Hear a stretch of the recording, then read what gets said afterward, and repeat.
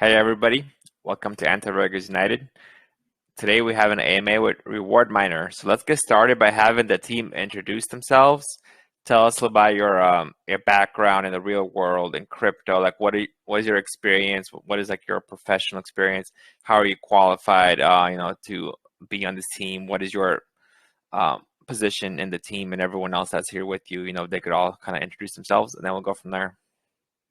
No worries. Thanks, mate. So look, my name's Luke Jackman. I'm the CEO and founder of Reward Miner Coin. So I'm an Aussie lad. I'm on the east coast of Australia in a place called Newcastle, which is a few hours north of Sydney. My background is sales and marketing. So I've been working in the technology and the mining space in a sales and marketing capacity for the best part of sort of 15 to 20 years. In various different roles, I've worked with a lot of different companies, like in a consulting capacity to assist them, promote themselves and create digital funnels online to drive new business but not only, like, I guess, bring new business in and new leads, but help them convert them. My background in crypto, I'm only relatively young. I've been trading for a bit over 3 years. Started off a little bit bumpy, got myself rugged for 60 grand within 3 months of actually starting investing in crypto. And it probably, if it wasn't for, I guess, a kind Samaritan who took me under his wing and mentored me and taught me how to read charts and understand 50 and 200 day moving averages and get me involved in sort of networking and some really good projects, I probably wouldn't be still involved in the crypto space. I've had, like everybody, fair shares of, winners and losers. And, why I sort of originally set out to create this project was I saw a gap. And I was frustrated with some of the crap that was being served up in the DeFi space, and we wanted to change it. We've got a couple of my team members on the call. So Andrew Rouse, the COO of Reward Miner Coin, is here, and my business partner. So if you want to give yourself a bit of an introduction, Andrew. Yep. Good morning, everyone. So like I said, CIO of Reward Miner. I've been in the mining industry for about over 20 years now. Built a few different businesses in the time. Had some large family businesses that we built up. And then now I run a software technology company focused in the mining industry with apps and autonomous drones and all cool bits and stuff there. Probably known Luke for about 2 or 3 years now. I'm similar to him. I'm probably about three years or so into crypto. Similar experiences. Every time I bought, it was at the wrong time, and every time I sold, it was at the wrong time. I suppose what we're trying to do here is to introduce something a bit different that tries to get rid of all those traps that everyone's fallen for, because I suppose we've all been investors as well, so we've got a good bit of understanding of what we do and don't like. Just happy to be part of the team. Cool. Now, I think I'm not quite sure whether Josh is on the call with us or not. Just scanning through. If he's here, he can speak up. We've got Dustin, who's also one of the core team members. Do you want to give yourself a bit of an intro, Dustin?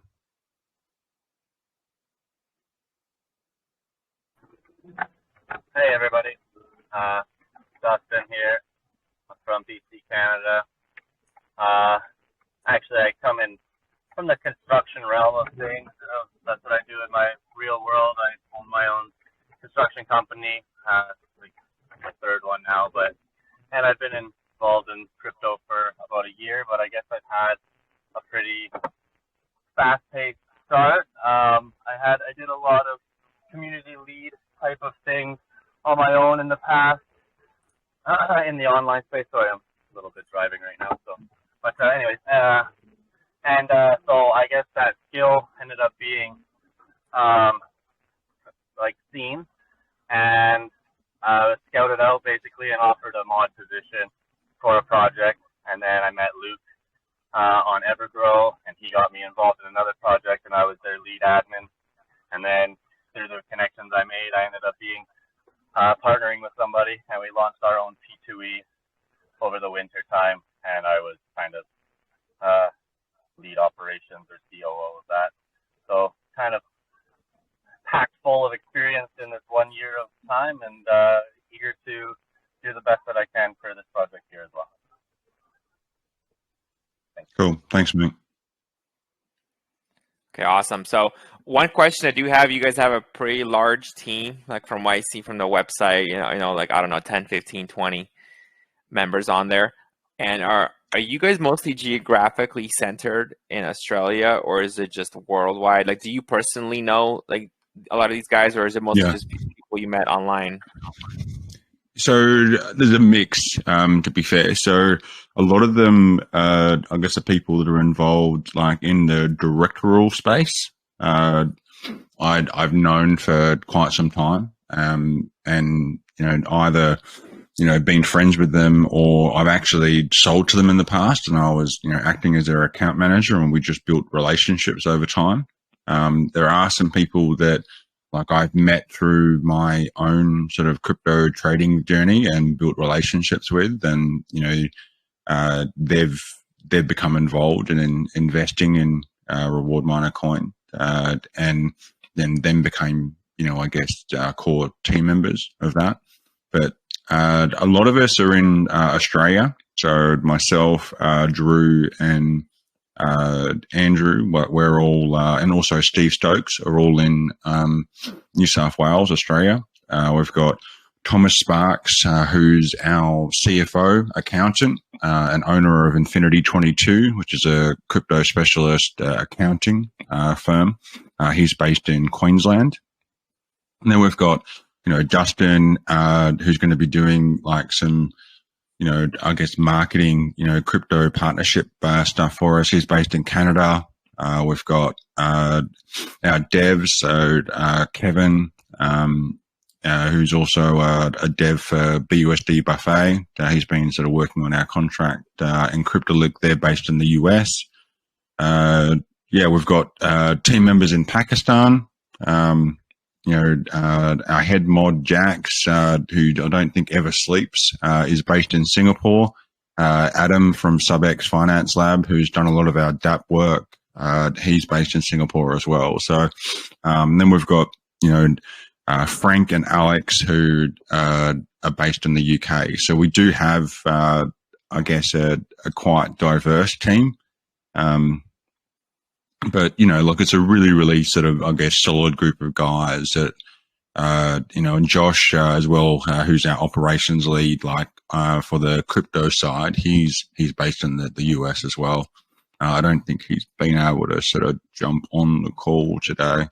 I know he had some sort of family stuff to do, but Frank is on the call. But yeah, so we're sort of spread out like a little bit.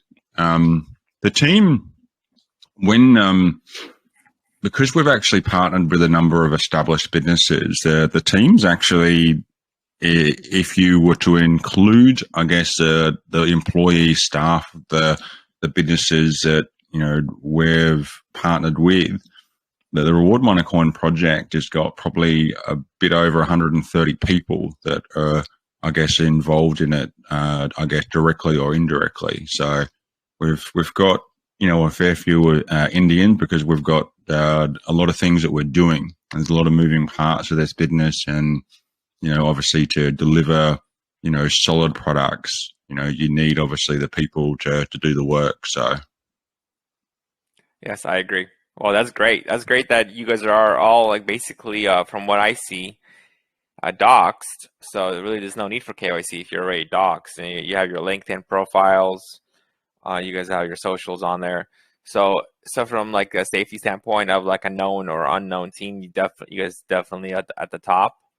All right, let's go. We've even got our company registrations for our umbrella businesses on our white paper, as well as a link to the ABR website where you can actually verify that those companies are real. So we're trying to be as transparent as possible so that people actually look at this project in an apples with apples comparable sense to the financial outcomes they can get from Reward Miner coin, you know, in comparison to traditional financial investment vehicles.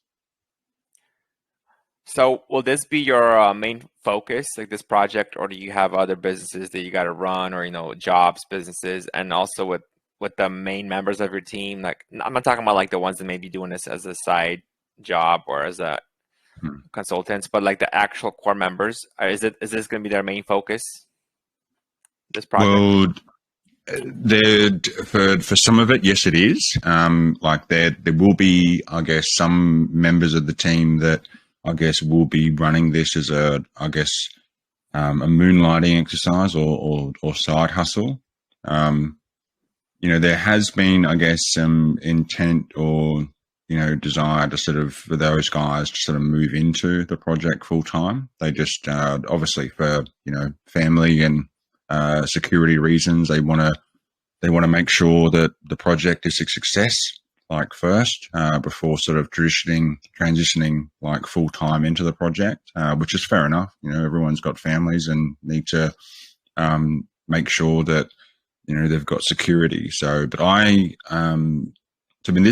this project has been in the works since like June last year, when it was, I guess, first conceptualized and planning started to commence. But I left a 200K a year mining sales job at the end of January this year, and I've been working full time on the project ever since. So very, very looking forward to you know, I guess launching the project and seeing some money come back into my bank account rather than go out of it, because the savings that I've had to sort of suck to support myself and pay bills and feed my family and stuff in the last sort of 7 months or so has not been cheap, and my wife has not been too much impressed. But like we're pretty confident that we're bringing something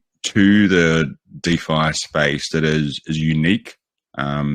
It differentiates to a lot of the projects that are out there because we're delivering utility up front. And I think that any business that wants to sort of go about things, like their core strategy and what they try and do is they deliver value first and then extract value later. And it's all about, you know, providing customers an easy way to transact and, you know, enjoy positive experiences. So, you know, we've not gone the route where we've raised capital and we're talking about what we're going to do.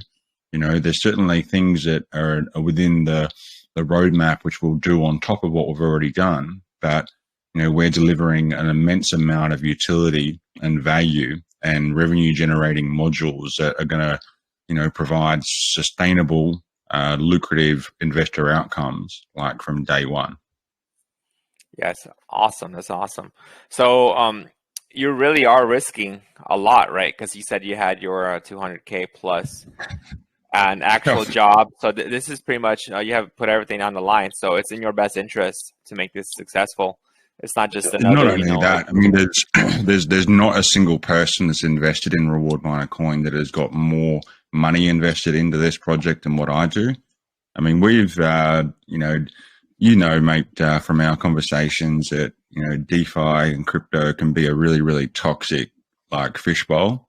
And there's a lot of people that talk shit about, you know, projects, and generally the stronger the project, the stronger the FUD, because everyone, I think, knows that, I guess crypto is such a very finite space with a finite number of people and a finite number of money. And when a strong project comes in trying to do things differently, they know that, you know, if they aren't discredited in some way, that, you know, money is going to come out of Peter's wallet and into Paul's wallet, because the money circulates and, you know, revolves around the crypto space, like with different launches and so forth. So, you know, we've copped a bit of FUD and, you know, false accusations and shit like on social media, but we've not engaged that. You know, we believe in what we're doing. We've just, you know, put our heads down, bums up, and we've executed. And, you know, we're going to be bringing to the table evidence that, you know, we've done the work, because it's there. You know, it's not stuff we're talking about; it's there. Yes. Yeah. So it's honestly, it's really awesome, and I think for any project, because my big thing, I think, you know, my big issue with a lot of these BC projects is a lot of them, like, there's no risk for the actual developers. They just take investors' money without risking anything up front. And that is one of the reasons why all these projects fail, is when you're a CEO that doesn't have really to back up your words or do anything, because you make all your money up front a lot of times with the pre-sale, you know, you get 30% or taxes with the volume. They don't really have the motivation to really make it successful. And, you know, because they're not risking anything. Like a real business, you know, you're going to do a startup company, you need to spend, you know, you need to get licenses, you need to get registrations, you need to get an office building or a warehouse, or, you know, the tools, whatever your business is, you know, a lot of upfront costs that if your business fails, it's your own money that's going to be down the line. And in the BSE space, a lot of it's not true. So the fact that you guys are, go ahead. Yeah, we were called like a scam project. Some clown on Twitter was going around saying that we were Stack D 2.0 and all this sort of rubbish. Like if we were a scam project, we would be the most cost ineffective scam project that ever existed, because the amount of money that we've pumped into this thing just on legals and company registrations and DAO setup and, you know, blockchain utilities and, you know, the savings that I've sucked, like, you know, over the last 7 months, to launch this project and then, you know, do a rug pull, like, would be fucking stupid. Like, honestly, the fact that you're not even doing pink sale fair launch, that's already like evidence right there that you're not a scam project. Yeah, we are definitely, I suppose, pregnant in this project. We've all invested heavily into it, and I guess that's the differentiator for us, is that rather than just say we're gonna do this, we're gonna do that, we've already done it before we launch. Yeah, 100%. Okay, let's go. Guys, let's move on to the project, the actual specifics of the project. Do you have like a presentation ready to give, or how do you guys want to present it? So I was gonna, I guess initially, I'm just gonna change rooms, guys, because like my computer was saying it was low on juice. So I've got my screen shared. Now I'm going to sort of, I guess, take through a bit of some of the utilities that we've actually already got deployed to give you guys a bit of a sneak peek on, you know, what's going to be available at launch. But first, before I do that, I'll give a base overview, and I might actually get Josh to give it, because he actually does it better than what I do. Josh, because I just noticed that you jumped on the call, mate. Do you want to give yourself a quick introduction and then do a real big picture overview on Reward Miner Coin and what we're about?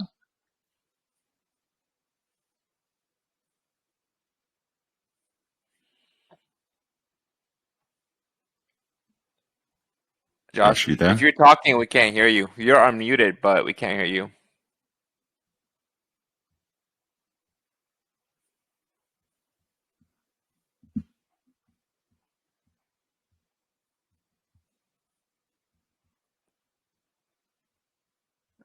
Is he still in the group? Let me see. No, I think he might have I don't bounced see out. him. I don't think he's in No, there. that's okay. No, that's all Yeah, right. maybe I might have some issues. I think he All had right, issues so joining the group too, maybe with the CAPTCHA. yeah, okay. No, fair enough. All right, so a base overview on, I guess, Reward Miner Coin is Reward Miner Coin is a BSC token, hyperdeflationary. We've got a 1 quadrillion supply. We've got 20% buy and sell taxes. 70% of the 20% is actually being funneled back to investors in BUSD rewards. So 14% to the BUSD holder rewards, 2% for buyback and burn, 2% for liquidity, and 2% for marketing. Now, everyone, I guess, has, quite sort of set opinions on high tax tokens and, tokenomics-based tokens. And they're right, because a lot of, I guess, high tax tokens struggle to actually achieve consistent and, sustainable trading volume after launch. But most of the issue comes about is because they've got, I guess, lack of utility and things that are actually driving organic trading volume and reoccurring revenue into the tokens themselves. Now, that's where we differentiate. So the Reward Miner Coin is going to be operated with a very hybrid business strategy. So we've got, I guess, the Reward Miner Coin token itself, which is a DAO. But then we've got Reward Miner Proprietary Limited that owns 100% of 7 different companies that are going to be providing tangible real-world products and services that will generate sales revenue that will funnel 50% of that sales revenue back into the Reward Miner Coin token as trading volume. So there's going to be trading volume that is completely separate and unreliant on whether we are in a bear market or a bull market, whether Bitcoin's going, mental or if it's shitting its pants. And I think that's important because a lot of projects, what they do wrong is that they build complete ecosystems and roadmaps that are completely focused inwardly on the crypto DeFi space itself. And as I said before, the crypto, industry is only a very finite number of, people and money. I mean, I think we're less than $1 trillion of the global market, in crypto right now, where we were, 2.5 or close to $3 trillion late last year. So in respect to, I guess, the money that's out there, the money that's actually inside crypto is quite small. It's really like a drop in the ocean compared to what's externally. So this project is about, focusing, leveraging a business that's tied to the crypto DeFi space, but focuses on, delivering products and services outside of the DeFi space. We will also be delivering products inside the DeFi space as well, but our focus is building businesses and selling tangible products and services outside the business, outside the crypto space, and building pathways to bring more people that we're dealing with as customers into the DeFi sector by providing rebates and Reward Miner Coin tokens to create new wallet holders that have, had a positive experience with dealing with ourselves, with the delivery of products and services, and get them to invest in Reward Miner Coin. And hopefully, if we give them a positive experience there, then they will also look at investing in other projects within the DeFi, and that will drive wider level of adoption into the crypto DeFi space and bring more investors into it, and hopefully more institutional, investors. And because within the existing DeFi space, there's a lot of raffle ticket buyers that jump from one project to the next, and when Lambo this, when Moon that, and I'm not dissing those people. Obviously, you can turn some pretty quick profits on crypto, but and we expect to have some really, really strong buy pressure at launch. But this project is a long-term strategic project. It's one that we've put a lot of time and a lot of effort into building, and that sort of, I guess, is testament because we've got a project team wallet of 8%, our project team wallet, 50% of it is locked for 2 years, and the other 50% of it is locked for 3 years. So, you know, we've committed, you know, long term to this project, and you know, we want to actually, you know, I think, to be honest, project is actually a derogative term for this token. You know, we're a crypto business because we've got a DAO foundation and 8, you know, incorporated entities, and you know, we're approaching this, you know, from a completely different standpoint to 99.9% of projects that are out there. So,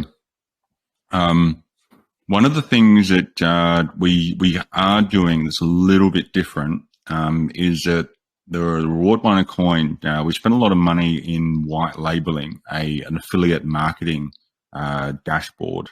So it's a web portal software that we've also built an API that will sit between all of our websites, our affiliate marketing dashboard, and our smart code contract in a dApp we've created. And the affiliate marketing dashboard is this guy here. So this is a back-end, I guess, agent dashboard that, you know, if you onboard into what we call our business builder program, it will allow you to have your own affiliate marketing link, and you have a single sign-on to all of our websites of the businesses that are selling the products and services, like within the Reward Miner coin project. And you can, as a business builder, you can promote services using your own unique URL tracking code. And if anyone actually clicks on that, you can actually earn a commission in Reward Miner coin tokens for being part of the process of generating sales revenue for these businesses. You can also onboard other business builder agents so they can start their own, you know, I guess, affiliate marketing business. And you can also get a 10% commission off anyone that you actually directly introduce into the business builder affiliate program as well.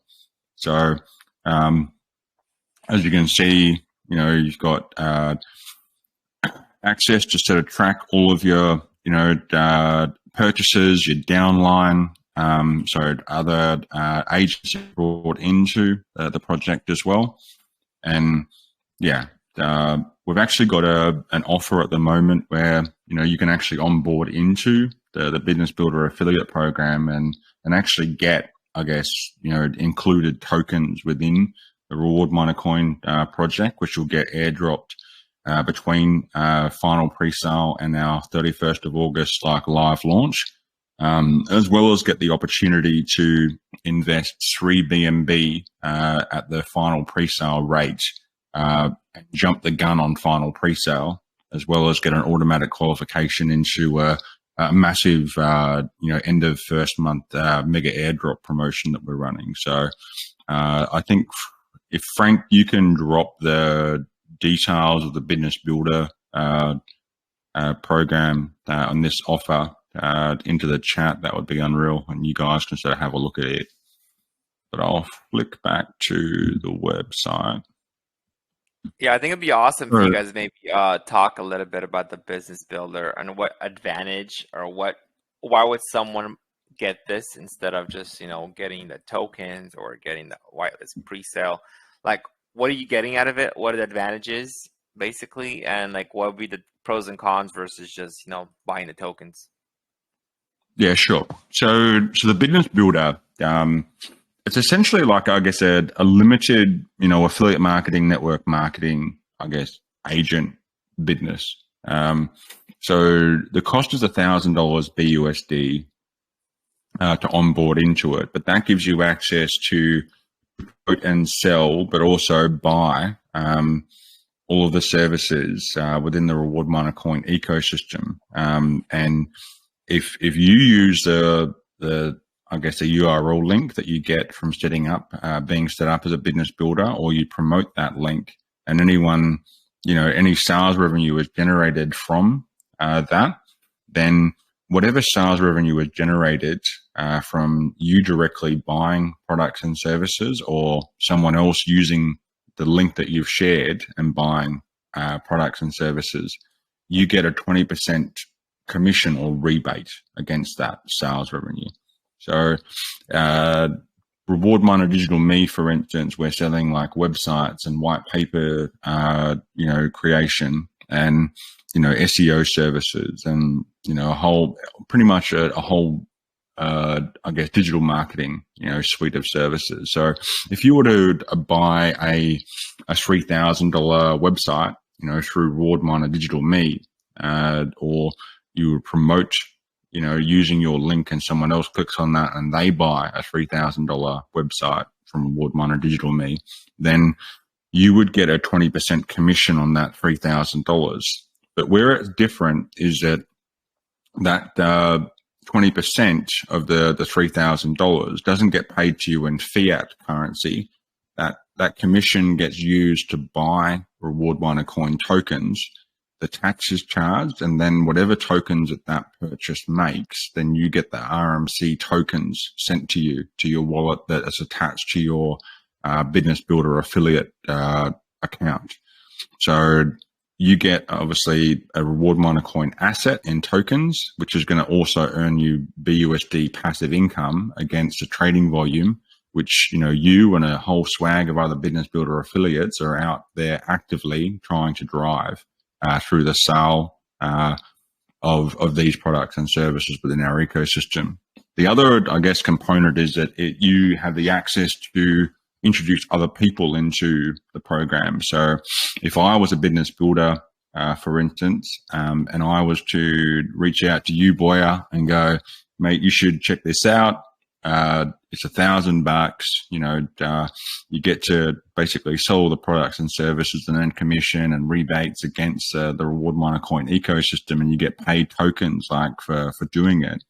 And you were to say, look, that's a great idea. You pay your $1,000 to become a business builder agent. Now, you get 50% of the $1,000. So you would become a Reward Miner coin holder. So $500 would be used to buy Reward Miner coin tokens, which will be charged at 20% taxes. So you become, by you becoming a business builder agent, you become a holder or an investor in Reward Miner coin. But then, so with the $1,000, you do get $500 worth of tokens. Yeah. So if I would introduce you post-launch, into the Reward Miner Business Builder package, then you pay $1,000, but you actually get 50% of that back, rebated back to you. So you actually become a Reward Miner coin investor as well as an agent. But then because I've introduced you, I get a $200 commission for introducing you, which is used to buy Reward Miner coin tokens that is charged at 20% taxes. So I get Reward Miner coin tokens for having introduced you into the Business Builder framework, right? But then you get all excited about it and you go and introduce Jason. Jace B's he gets all G'd up and he wants to become involved as well. Now, because I introduced you, I get a 10% commission on you introducing Jason.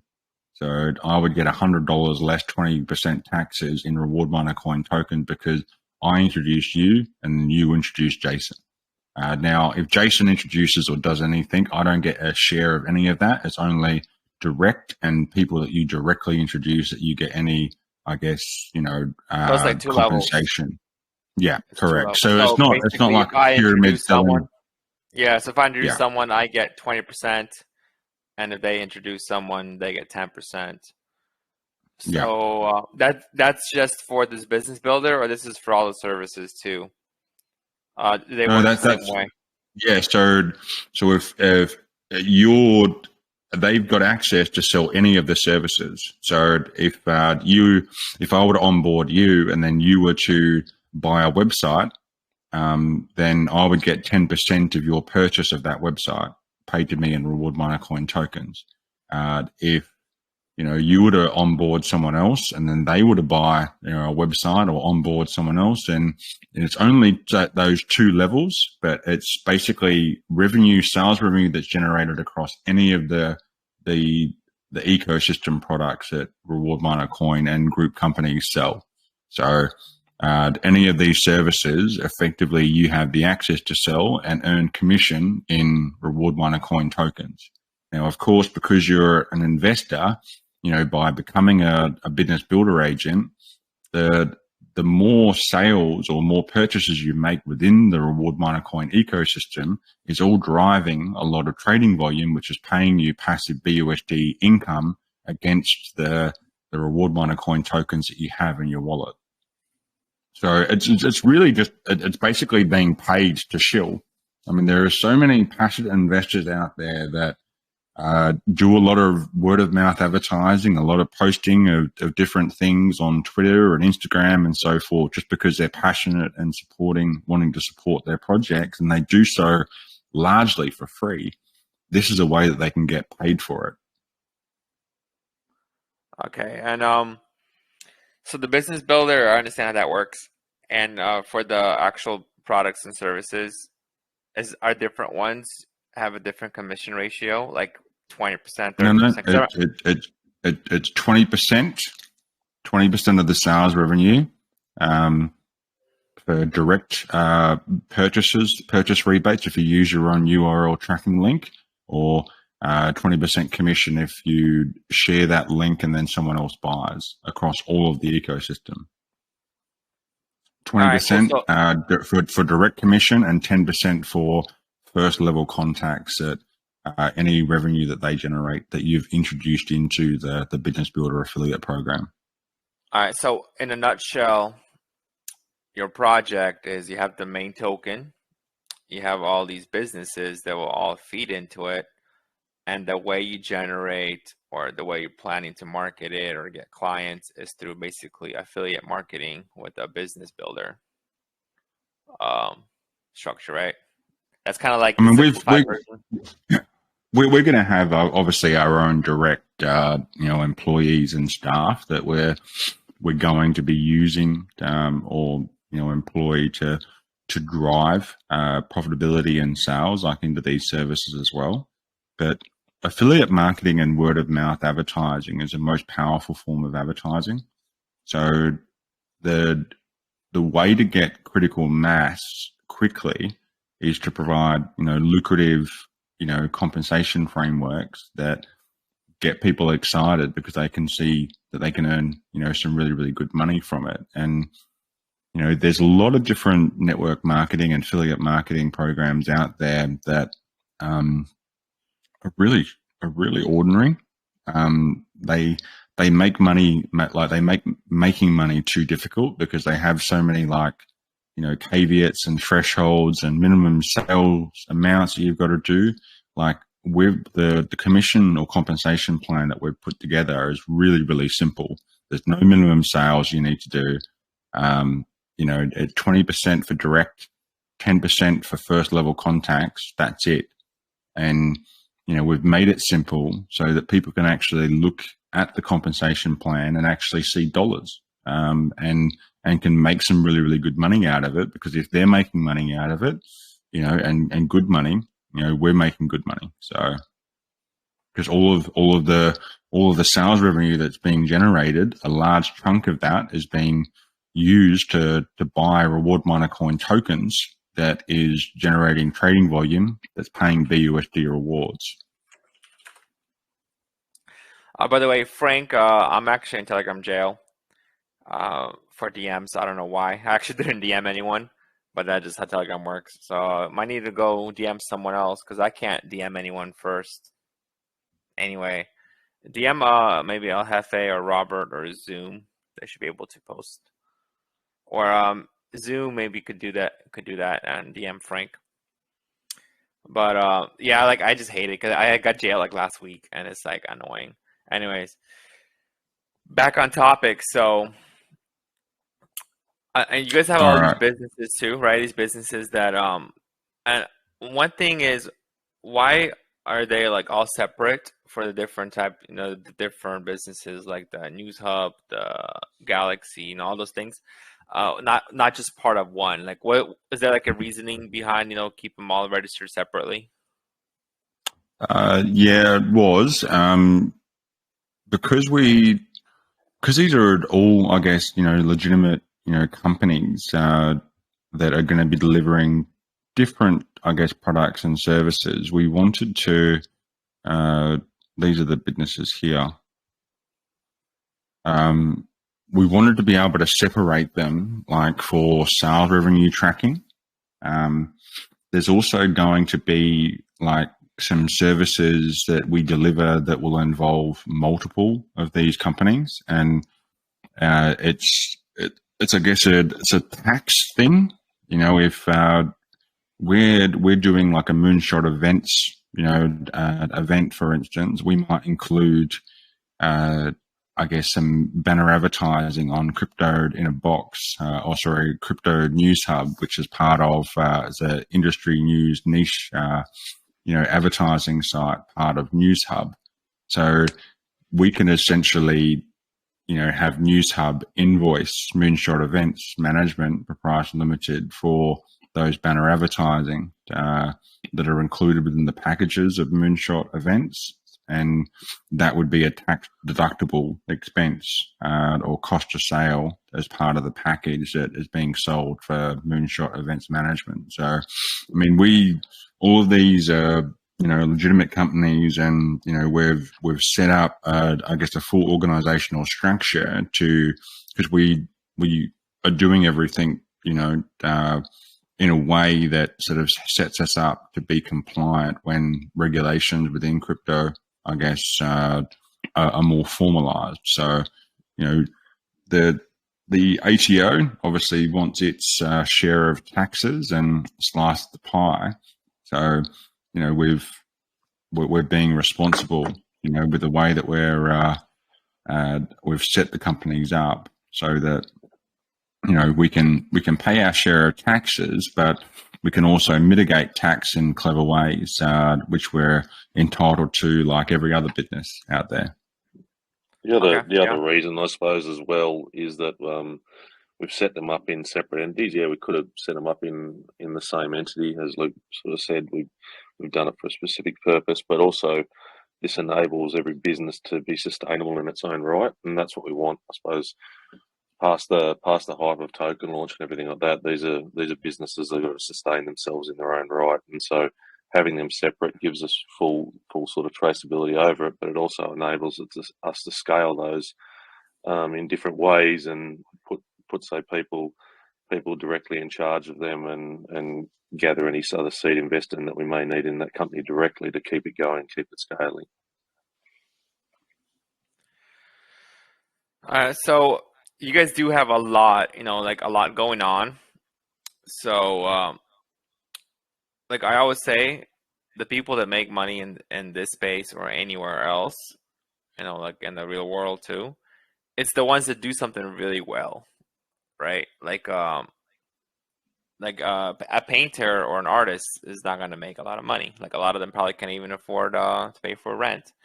But then the top 1%, top 0.5%, they're the ones that make all the money, right? Same with singing, with actresses, you know, like the ones that everyone knows, the celebrities, they're the ones who make like 99% of the funds. And so my question is, with all of these, I like the fact how it's all spread out. You know, we have all these different businesses, but like I just feel at least from my perspective, it would be pretty difficult to manage all this. So what plan do you guys have, or like what kind of management style? What are you guys going to be doing to make sure all of this is successful? You know, because I feel like just looking at it myself, I'm like, that's a lot of things you have to be running, not just like one, you know, token. This is a lot. This is like, you know, a lot of real world businesses. Yeah, for sure. And look, starting one business is difficult, right? You know, and you have a lot of businesses that fail in the first 2 to 3 years, you know, just running one business. So to try and start 7 new businesses and manage that effectively and get those businesses profitable is a mammoth challenge. But where it's very, very different for us. Like if we were trying to do this from scratch, then we would have no hope, to be fair. But what we've done is that we've actually partnered with established businesses that have got established teams, and these entities that we've created are largely going to be, I suppose, shell entity to start off with. We've got people to that are managing and are directors of each of these companies that have got experience within the industry. They're going to be building, teams and managing the day-to-day operations and understanding customer requirements and so forth. But what largely they're going to be doing is essentially understanding customer requirements, handing it off to established business partners that are involved within the Reward Miner Coin project who are going to do the work, and then hand that delivered product back to us that we then hand back to the customer. And that will happen till such point is that, we start generating some really, really meaningful sales revenue, which is going to take a minute. It's not going to happen overnight. But, once we do, we start then scaling headcount directly within these businesses, and we start managing that, ourselves in-house. And then, the services that are outsourced to those established businesses, will become less and less. So, it's not like we're sort of starting, all of these businesses with no people trying to manage, I guess, the full wheel. Like we've developed sort of workflow processes and partnerships with established companies. I mean, we've got a company that's got 35, staff just in like the digital media space that have done our video white paper for us and a lot of our websites, and they deliver some really, really incredible stuff and like video editing and logo animations and so forth, which is the product that we're actually going to be selling. I mean, they've got 20 odd like graphic designers and web developers, so we've got a good workforce that we can sort of lean on to actually get the products and services that we need delivered. And it's really just about that sort of, I guess, managing that, customer business point of contact and understanding customer requirements so that we can actually communicate those customer requirements to the people that are going to be doing the product and service, so that we can deliver that product and obviously have customers be really happy with what we deliver. All right. So some of these businesses or services might be almost like outsourced, not really outsourced, but you say you have partnerships with other companies. It's not necessarily all in-house. Yeah, we've collaborated, I suppose, with a fair few different companies to give us the scale immediately, and then all the companies that we're collaborating with have sort of provided us services and that in building out the ecosystem, and then in turn they're going to start to ramp up, I suppose, these businesses as well. Okay, so and you guys jumped in on them. And you guys are bringing them clients, so it's like it's like a cycle of they bring you the services, you guys bring them clients. So they've basically given us a wholesale cost for all of their services. So we deliver them stable additional work like into their business, and they've given us a wholesale rate for all the delivery of these services. So we're selling the services at XRP. They're giving us essentially a wholesale rate for doing a lot of the work that we're selling. They've got tokens, so they've invested and they're partnered within the Reward Miner Coin project. So they're earning BUSD rewards against the trading volume in the Reward Miner Coin project. And, because the sales revenue that's being generated is generating trading volume in the Reward Miner Coin project, that, they can suck up and deliver these, services at a really, really cheap, cost-effective price to us, because, they're getting enough to cover their overheads for actually delivery of these services, and they're getting BUSD rewards because the sale of those products and services are generating trading volume. So it works out, it's a win-win-win for everybody.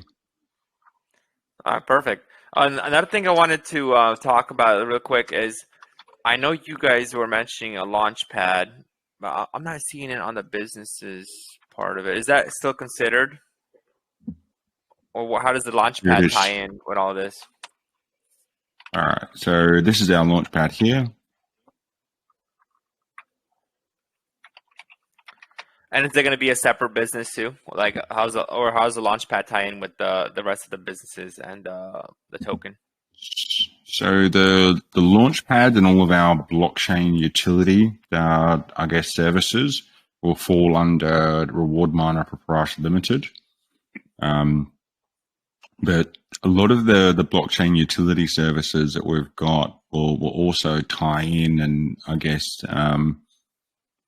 be affiliated with the Crypto in a Box business, which is an A to Z, blockchain incubator consulting service. So we're going to be, talking to real world businesses that, I guess need capital to start up and bring their product to market.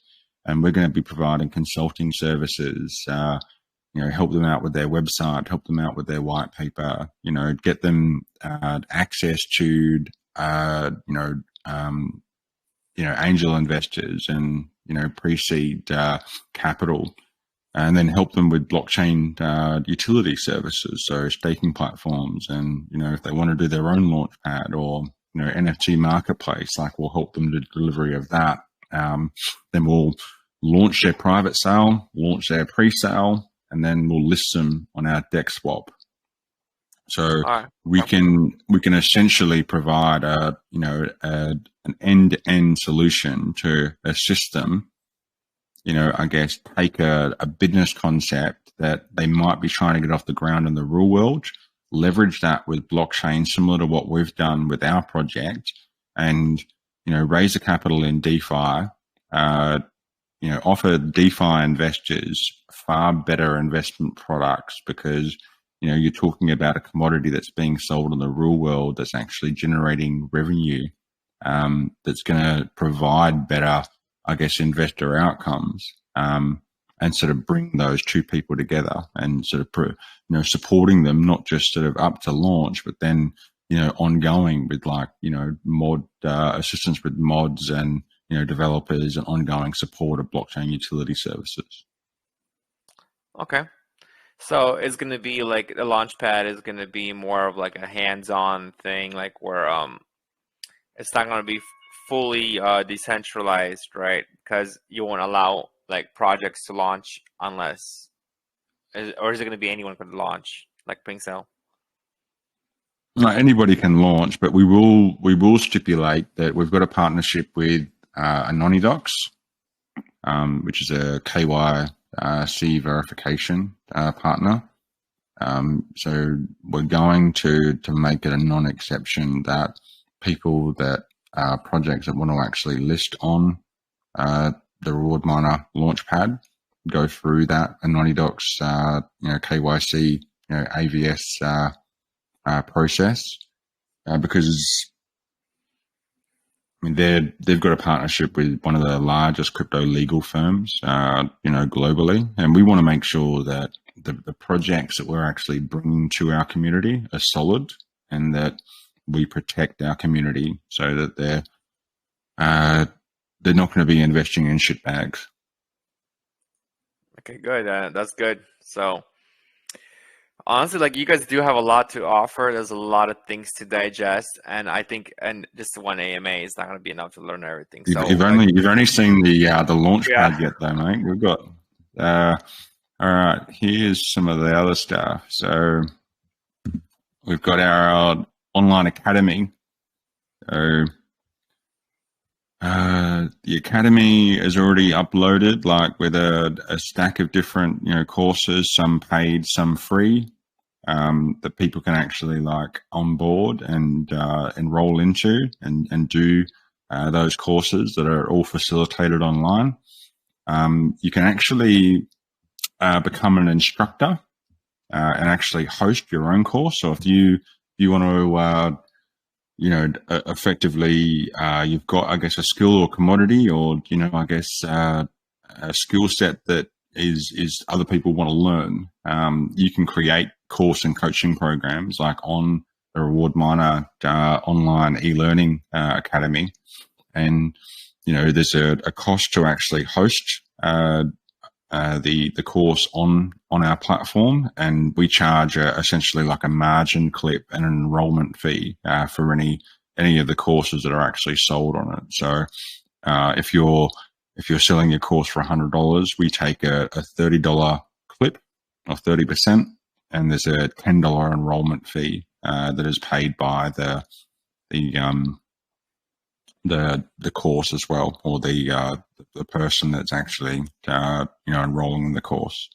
So, and the 30%, if it's sold by the business builder affiliate agents, and we're paying out the 20% and 10%, that 30% essentially, all gets rebated or funneled back into the reward miner coin token as trading volume.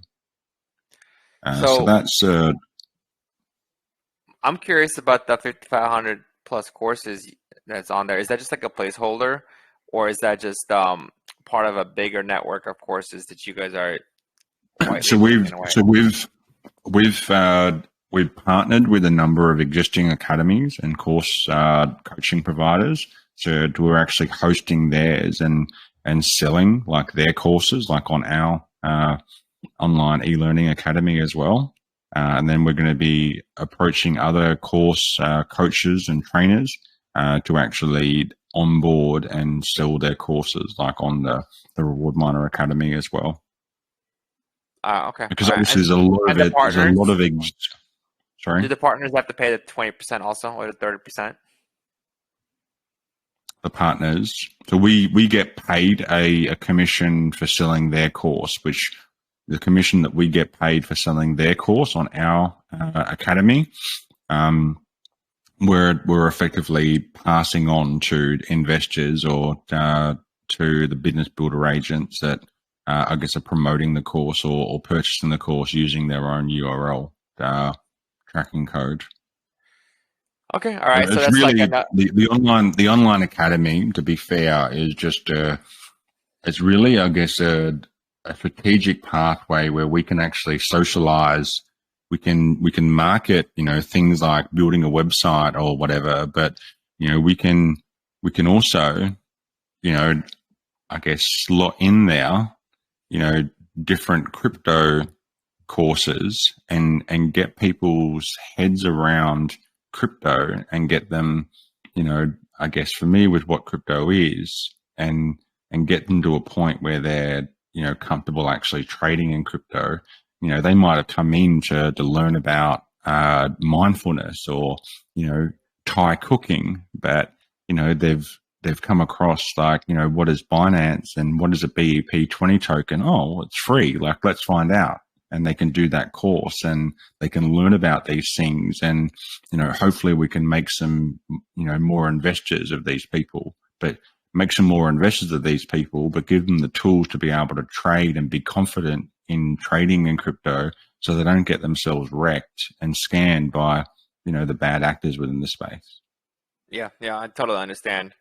It's like, because a lot of times it's hard to get new investors into your project, for example. It's usually just the same people, unless you go outside of crypto to market. But then it becomes then no one knows what they're doing, right? Like they don't know how to even what's MetaMask. How do I get BNB? How do I convert my? I mean, the whole multi-chain DeFi, process. Like, it's a handful for people that importing a contract and doing all of this stuff. Like it's pretty difficult when you first start off and pretty daunting because you don't know like whether, you're doing it right or, whether you're going to lose your money or whether it's going to, if you send, money from contract address to contract address, like there's always that sort of fear the second you send it, is it going to end up at the other end? And that scares the crap out of people. And the thing about sort of, you don't know what you don't know. And if you don't know what you don't know, all the information to be able to learn how to trade crypto and use decentralized wallets and so forth, it's all online. But if you don't know what you don't know where to find it online. So to have all of this information in one spot where they can sort of work through a gradual process that, they can feel comfortable in and sort of learn at their own pace and get their heads around it so they can actually engage, then hopefully we can make some more investors of these people. Yeah, definitely. It's a nice strategy. I like it. I like the way you guys are using that as a venue or avenue to get more investors in, and at the same time, it's also it's almost like free marketing, right? Because you don't even have to make money on it if it's bringing people in. That's always a good thing. Yeah, All right, like it's just a trading volume play, brother. yeah, definitely. It's Okay, just so trading volume. let's get moving on to our favorite part of the AMA, which is the tokenomics. Oh, I haven't showed itself. you all. This is the wallet. So the wallet's up here now. So this is a decentralized wallet that we have. That's also gives access to like onboard facilities. So you can connect like any existing. You can choose a type of wallet. So if you've got like a Binance, multi-chain. So if you've got an Ethereum coin wallet, Binance, Avalanche, and then you can connect that, like through Wallet Connect, or connect like a MetaMask wallet, and then you can actually use our wallet dApp to deposit funds from Visa and MasterCard, and buy crypto to add into that without having to go through like a centralized exchange. Then you can also trade like crypto directly, from here.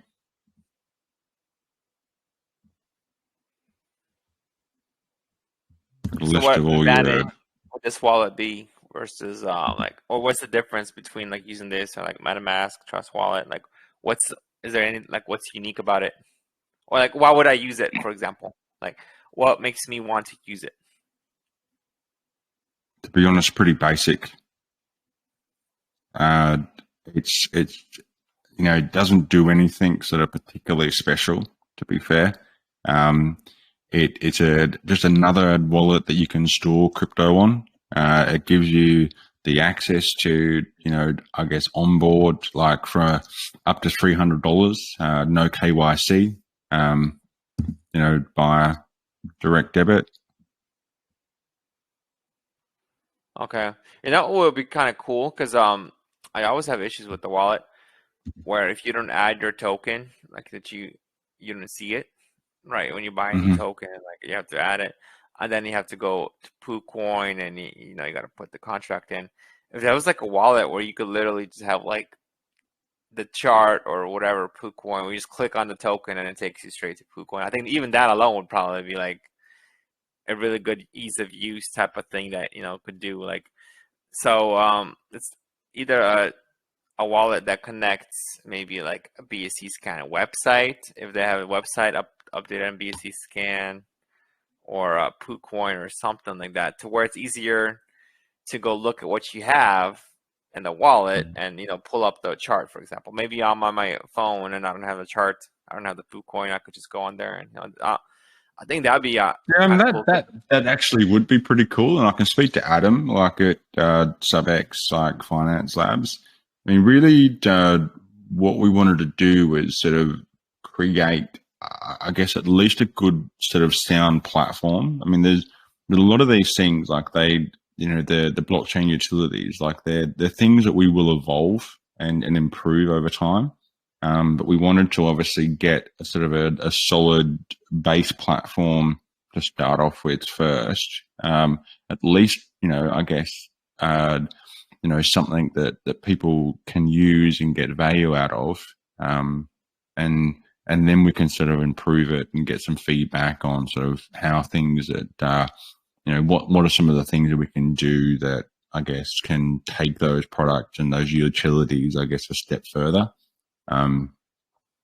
Because it is always like you need to evolve, you need to, I guess, expand and improve. So, but I mean, to launch, because we've had, I guess, quite a bit that we're doing, we really just wanted to get the bulk of the utilities to a point where, they're usable, people understood them and they can get, I guess, transact with them, which is obviously, generating some revenue back for the project. But but I mean, to be 100% upfront, like it's not it's not a mind-blowing wallet, guys. It's usable, it's safe, it has some, you know, reasonably good functionality, but you're not gonna utilize it and be, you know, gobsmacked and think that this is the best thing since sliced bread. I'm a pragmatist. I mean, even another wallet that I could use on the same browser as MetaMask, that's still good enough, because right now, I don't know, unless there's some kind of hack or some tricks, I could only use one MetaMask per web browser, right? So if I have like 5 web browsers, I could use 5 extensions. But if you could do that wallet also, then it could double it to 10. So I'm not gonna need to have virtual machines to have multiple wallets anymore. You know, like at least be able to double it. As long as there's a couple other safe wallets that you could add into one browser. Yeah, that's in itself would be useful. But okay, let's go talk about like the tokenomics and the history of like the fundraising that you guys have done so far. Okay, all right. We'll come back to the utility stuff. We've got the lottery platform, farming platform, staking. All right, do like 5 minutes and go over all of those real quick. Yeah, cool. Because I really want to get talking about the token distribution and the different sale allocations and the upcoming pre-sale. Yep, no, that's fine. Well, let's go over that. So, all right. So, from talking before, and also like on there's a white paper, the short version of it. That's the one I've been kind of using to take a glance at the project information. So you guys had a private sale. We had two private sale stage rounds, like a private sale and then priority pre-sale. So there was, across private sale and priority pre-sale, there was 1,400 BNB raised, like back in March this year. So some of those guys have sort of been holding on for quite a long time and been very, very patient. What we've done with private sale investors and priority pre-sale investors is that private sale investors, their wallets are locked for a year. So they'll earn BUSD rewards, but they won't be able to sell any tokens for 12 months. And then priority pre-sale investors are locked for 6 months. They'll be able to earn BUSD rewards on tokens, but not sell anything for 6 months. And then there's the final pre-sale, which is on Pink Sale, which we're raising 940 BNB on Pink Sale, with 75% of the BNB that's raised on Pink Sale being added to initial liquidity. So out of the overall circulating token supply, 45.5% of the supply is locked for 6 months to a year. 8% of the supply, which is the project team, is locked for 2 to 3 years. And then 46.5% of the supply is essentially unlocked. But out of that unlocked supply, 21% of it is for the monthly burn promotion and the monthly airdrop promotion and the marketing, which are not going to be sold. They're just going to be used to, drive, I guess, marketing and essentially, I guess, features that will benefit holders, like by, providing large purchases on the 14th day. So with that monthly burn wallet, it's 8% of the overall circulating token supply, or 80 trillion tokens. It's going to earn BUSD rewards. But then on the BUSD rewards that are accumulated on that wallet, on the 14th day of every single month, it will be using those BUSD rewards to purchase RMC tokens and then whatever tokens that are bought with that BUSD are going to be sent directly to the burn wallet every single month. And then there's a second 8% wallet, which is a monthly airdrop wallet. So it will earn BUSD rewards. And then BUSD rewards that are accumulated each month and are there at the 28th day of every month will be used to buy RMC tokens in a large purchase.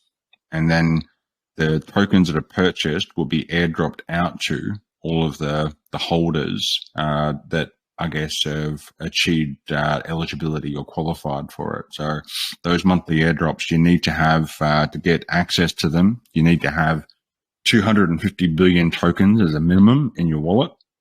And you need to have increased your individual wallet stake percentage by 10% from the previous month in order to qualify. So if you've got, for instance, 300 billion reward miner coin tokens at the end of September, you would need 330 billion reward miner coin tokens at the end of October in order to get the next month's, I guess, airdrop freebies.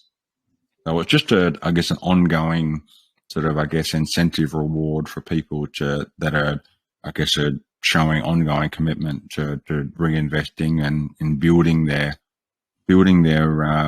I guess, personal wallet holdings and growing with us. Okay, so let me go talk a little bit about the previous sales, just so the community kind of knows what's going on, because it might be a little bit hard to understand. So there's a private sale, right? Private sale happened. 700 BNB was collected. At the price they got for tokens was 400 billion token per BNB, which is roughly like 3.5 times more than with the upcoming pink sale pre-sale. But they can't sell for a year, so they cannot sell a single token for a whole year. But after a year, is it fully unlocked, or is there going to be unlocked over another couple months, like an actual schedule, or do they get all the tokens immediately? They get all the tokens immediately, but there's a 500 billion, I guess, token anti-whale policy. So they can only sell a maximum of 500 billion tokens, like in a single sale. I mean, they can effectively sell, 500 billion tokens and 500 billion tokens, and until they've got no tokens left, there's nothing stopping them from doing that. And look, I mean, there's going to be people that, in 6 months' time and in 12 months' time that do, look to take some profit. But we've actually planned around, how we actually deal with that. We expect that, there will be people, within that priority pre-sale and private sale group that will take profit. And look, good on them. We want them to make money, and we want them, we want people to take profit. It's a smart thing to do. We think that, we'll have a project that, will build enough emotional capital with these investors because they've been with us for a long time. I mean, committing to a vesting period of 6 months and 12 months, within crypto is a fairly significant commitment. Would you not agree? So these guys are fairly solid investors and people that, we've had relationships with for a time, and they've shown incredible loyalty, to the project. Like, because they invested back in March, they've had that money locked up already for over 6 months almost. And but the thing that we've got in place is that we've got token assets that we've actually used. So we invested a fair chunk of the BNB that we collected in private sale and priority pre-sale in other token assets that are effectively in the early stages, and these have all been made fully transparent and communicated with the investor community of what the project owns. But the idea of it is that these DeFi token assets will provide external revenue streams that will deliver the project, revenue post-launch that we're going to be using to invest in buying RMC tokens. But, these assets also give us an equity base that, if we need to actually recoup or, recover the chart after, large sells, then we've got the funds there to be able to actually do that, so that we can restore and, rescued anyone that sort of, come in a later period. And, there's been a massive sell-off, and, they've found themselves sort of, deep in the hole. But those two 8% monthly airdrop and 8% monthly burn facilities, those facilities will actually also counteract and restore the price or the token price growth after large sells, because it's vertically integrating, trading volume that is happening throughout the month. So if someone, dumps a huge bag, then it's collecting BUSD, or these two wallets are collecting BUSD, which are going to create large buys, are going to, create green candles and token price growth and then eliminate tokens. So you've got facilities that are actually counteracting, the sell-off of tokens. And, it's going to be a delicate balance. I'm not going to lie to you. But we do have strategies in play that, when these priority pre-sale tokens are unlocked, if there are sells, that we will, have money put aside that we'll be able to utilize to recover the price. And who's that? Is that you, or is someone else in the background with some that's my wife unpacking the dishwasher. Oh, okay. Because I just making sure it wasn't someone else, because I couldn't find anyone else unmuted. Yeah. All right, so I feel like that's like the biggest thing for me is it's not really about getting in now and like in 6 months there's going to be some danger, or in a year there's going to be some danger, because if it's a long-term project. But it's also about people that are going to get in later, like some whales, for example, right? If in 6 months, well, let's say we're already 5 months further in past launch, and there's some whale that's looking at your token and they want to, oh yeah, this is doing good. It's, it's way past launch price. You guys are delivering on all your utilities, but they know that there's going to be a huge amount of tokens unlocked in a month. I mean, would the smart thing for them be to buy now or wait until the dip and buy it up, right? So it could potentially discourage new investors if they know there's going to be a lot of unlocked tokens. So, I mean, I think it's something to think about, because just looking at the numbers, like for example, the pink sale pre-sale is coming out. It's 11.5%, right? 11.5%, no, 11.75% of the total supply. But in 6 months, you're going to have the priority pre-sale unlocked. That's going to be a whole 14%. That's more than all the pink sale tokens put together. That's going to be unlocked immediately, right? So there's potential danger with that. And so my question is, with pink sale, you have the 940 BNB hard cap and 75% liquidity, right? What about those other two? Those other two pre-sales you guys had, the private sale and priority pre-sale, are any of those, any of that BNB going to go into liquidity? So we've invested that BNB, so or a large part outside of what we've actually used to, I guess, used for marketing and for, I guess, topping off like development costs.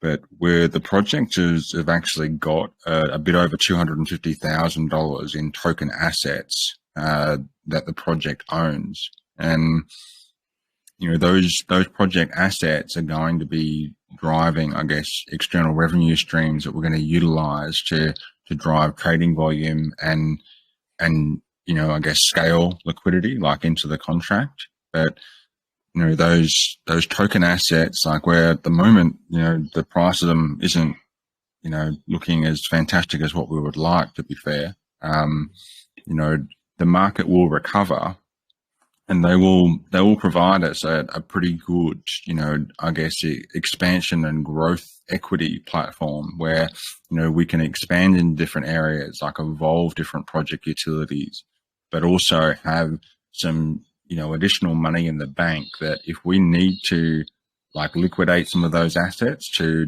buy tokens and then burn them to recover the price, we've got the facility to do that, because I certainly don't want anybody, getting wrecked, by large sell-offs that happen, at priority pre-sale or, at the end of the private sale lock period.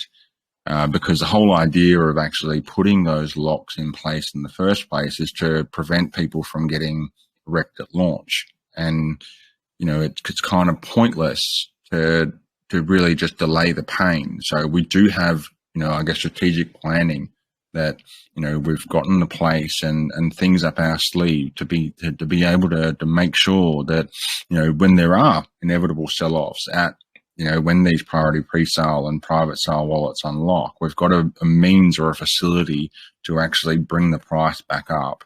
And anyone that sells, they won't buy tokens back into the project at a lower cost. They'll be paying more for them if they decide to bounce back in. Yeah, it'll be hard to trade, right? Because even if they sell and then they buy the dip, it has to literally go down 40% just for them to break even.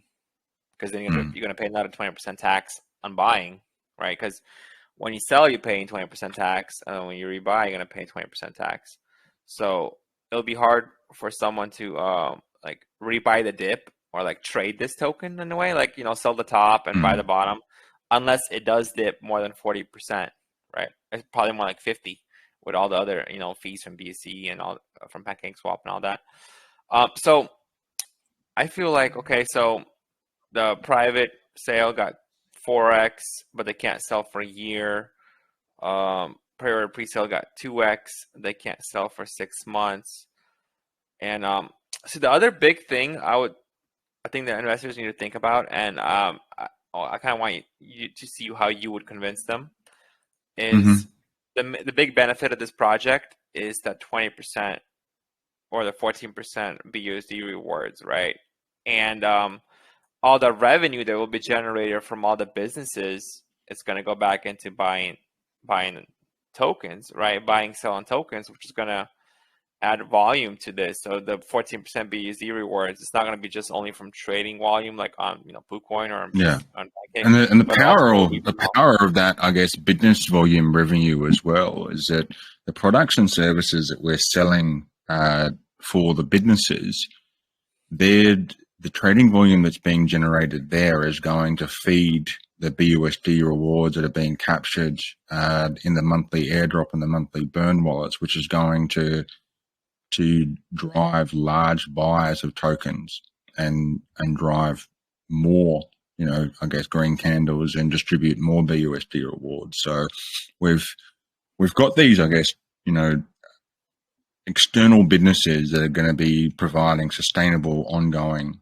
I guess, reoccurring revenue that's, driving, buyers and trading volume that's, I guess, completely separate to, I guess, people deciding to buy and sell the token. But that external revenue is actually,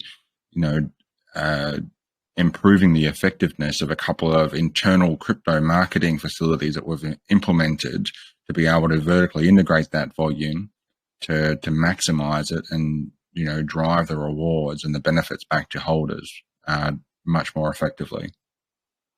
Yeah, definitely. But see, I feel like the big advantage of this token, like the main use case, right, of this token is that 14%, that 14% BUSD rewards, which is really big. It's bigger than most projects, and that therefore the tax is very high. So most likely people will just be holding it. They're not going to be, trading it that often. So the volume itself is probably going to be really low, but then you're going to get the rewards because of the businesses.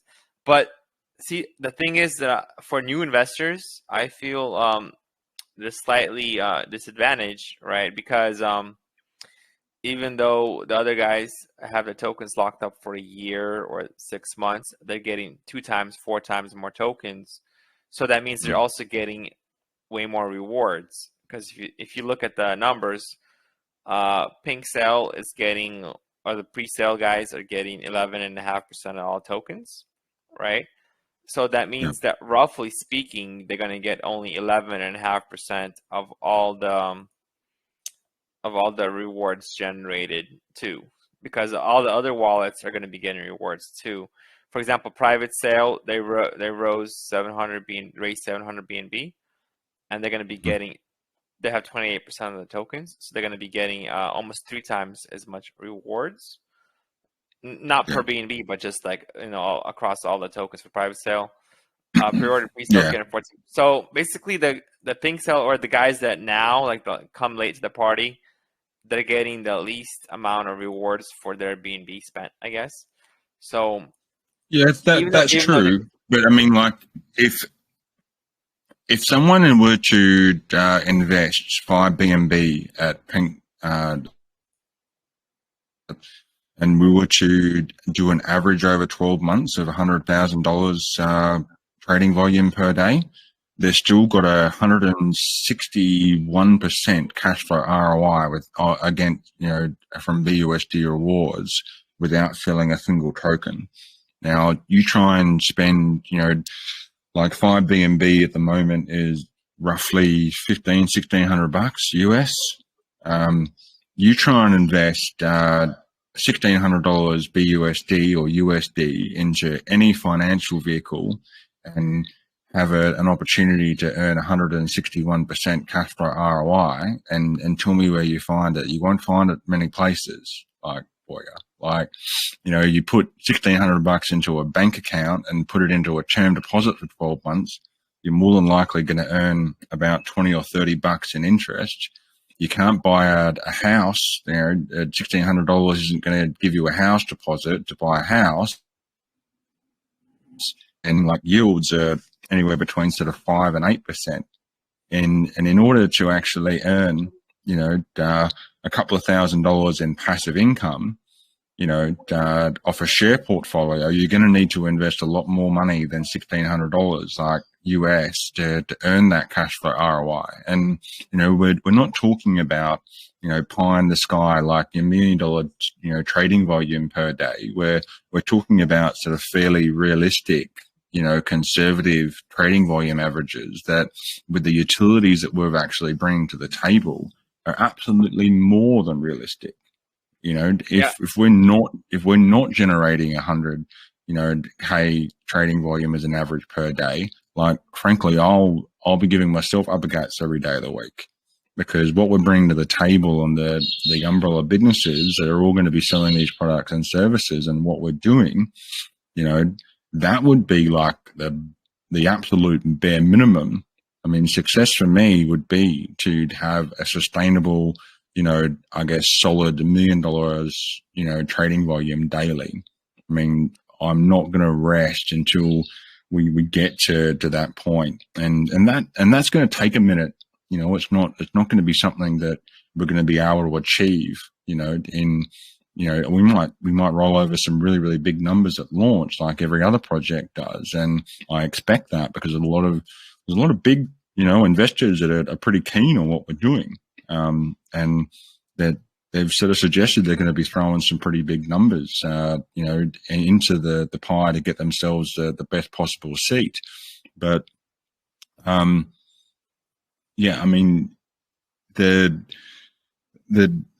rule, I guess, the pie in the sky, sort of, I guess, you know, next landmark goal for me is to generate and build these businesses and the profitability of these businesses in the real world, to be pushing volume into the token and running different promotions and, you know, I guess different incentives to drive trading volume, like within the crypto space, to get ourselves to $1 million trading volume per day. That's, I guess, my next goal site, like once we launch, and then, you know, we'll shoot for the next landmark. And, you know, we've got a really, really solid team, and we're heavily invested ourselves, and, you know, there is no back door. You know, we've gone all in on this, so we'll grind out a result. Simple as that. Yeah, and I think we did a calculation prior that I believe it's like around 20 million of volume needs to happen to kind of get your money back. I think, right? That's what it was from, like, let's say pre-sale prices. I think it was like 20 million or so, which is not that crazy. Some big projects could have up to 10 million a day or the first day or so. But yeah, of course, you got to take into account the higher taxes means lower volume too. But so that leads me to a suggestion. Like, I don't know, something to think about. I don't know if you could even do this or not, but because it might already be too late because of private sale. But if these guys, for example, if the big issue or the big risk for newer guys is the guys that got in earlier with 4x tokens, which would also be getting a lot more rewards, and is worried about dump, or even in the future, 5 months down the line, or like 5.5, let's say a week or two before pre-order pre-sale is going to get their tokens. There's going to be a lot of risk, and maybe a lot of sellouts happening leading up to that, because people are like, no, well, here's the thing, right? If I don't sell, someone else is going to sell. So a lot of times, even if you believe in the project, you want to sell because the dip is happening. Like this crypto stuff, a lot of these tokens are very predictable. They're not like stock market. I feel is a lot harder to predict, or especially 4x, because some things could happen that you have no idea about anytime. But with like these tokens, especially they're following the Telegram. A lot of times what's going to happen. You're like, well, there's like 10% going to be released tomorrow. It's going to cause a dump. So I'm going to sell my tokens, and hopefully the dump is going to be higher than the 40-50% I need to break even, and I'll buy the dip. So even if you believe in the project, people might be rushing to sell just because they know if they don't, everyone else will do it anyway, right?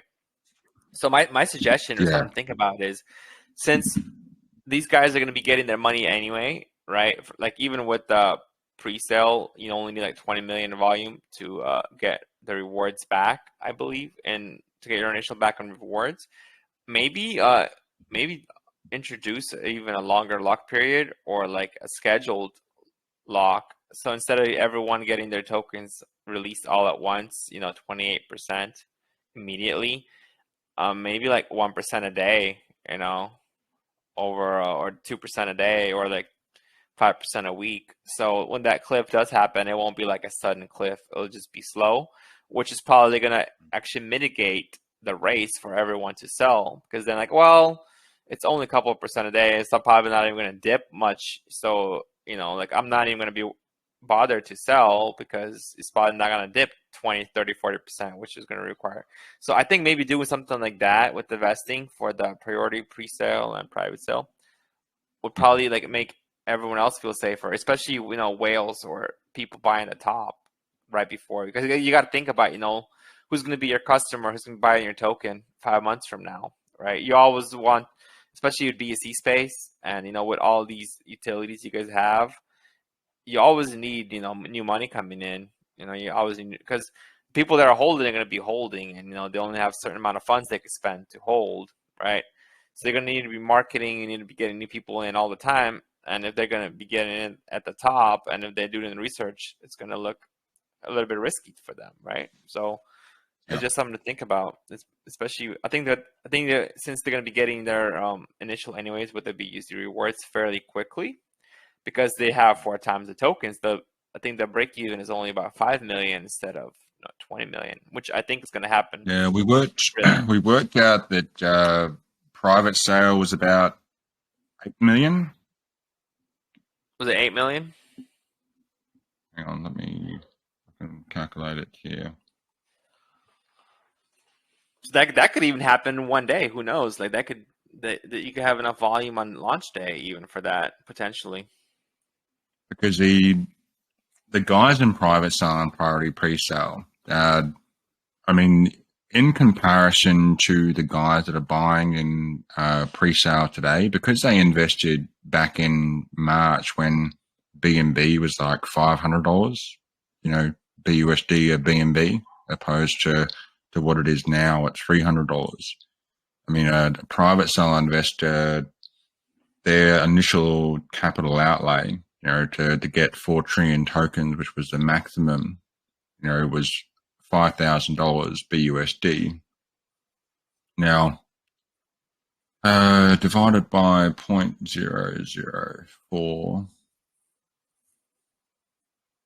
but there would need to be $1.25 million in rewards, like paid out overall, in order for their 0.004% to give them $5,000 in BUSD rewards, and then divided by 14%. So we would need to, for a private sale investor that invested $5,000 BUSD rewards, they would need to, we would need to write $8.9 million worth of trading volume to have them, I guess, see a 100% cash flow ROI or break even. So they're getting the BUSD rewards of their initial investment, back in their pocket without any capital gains. Now,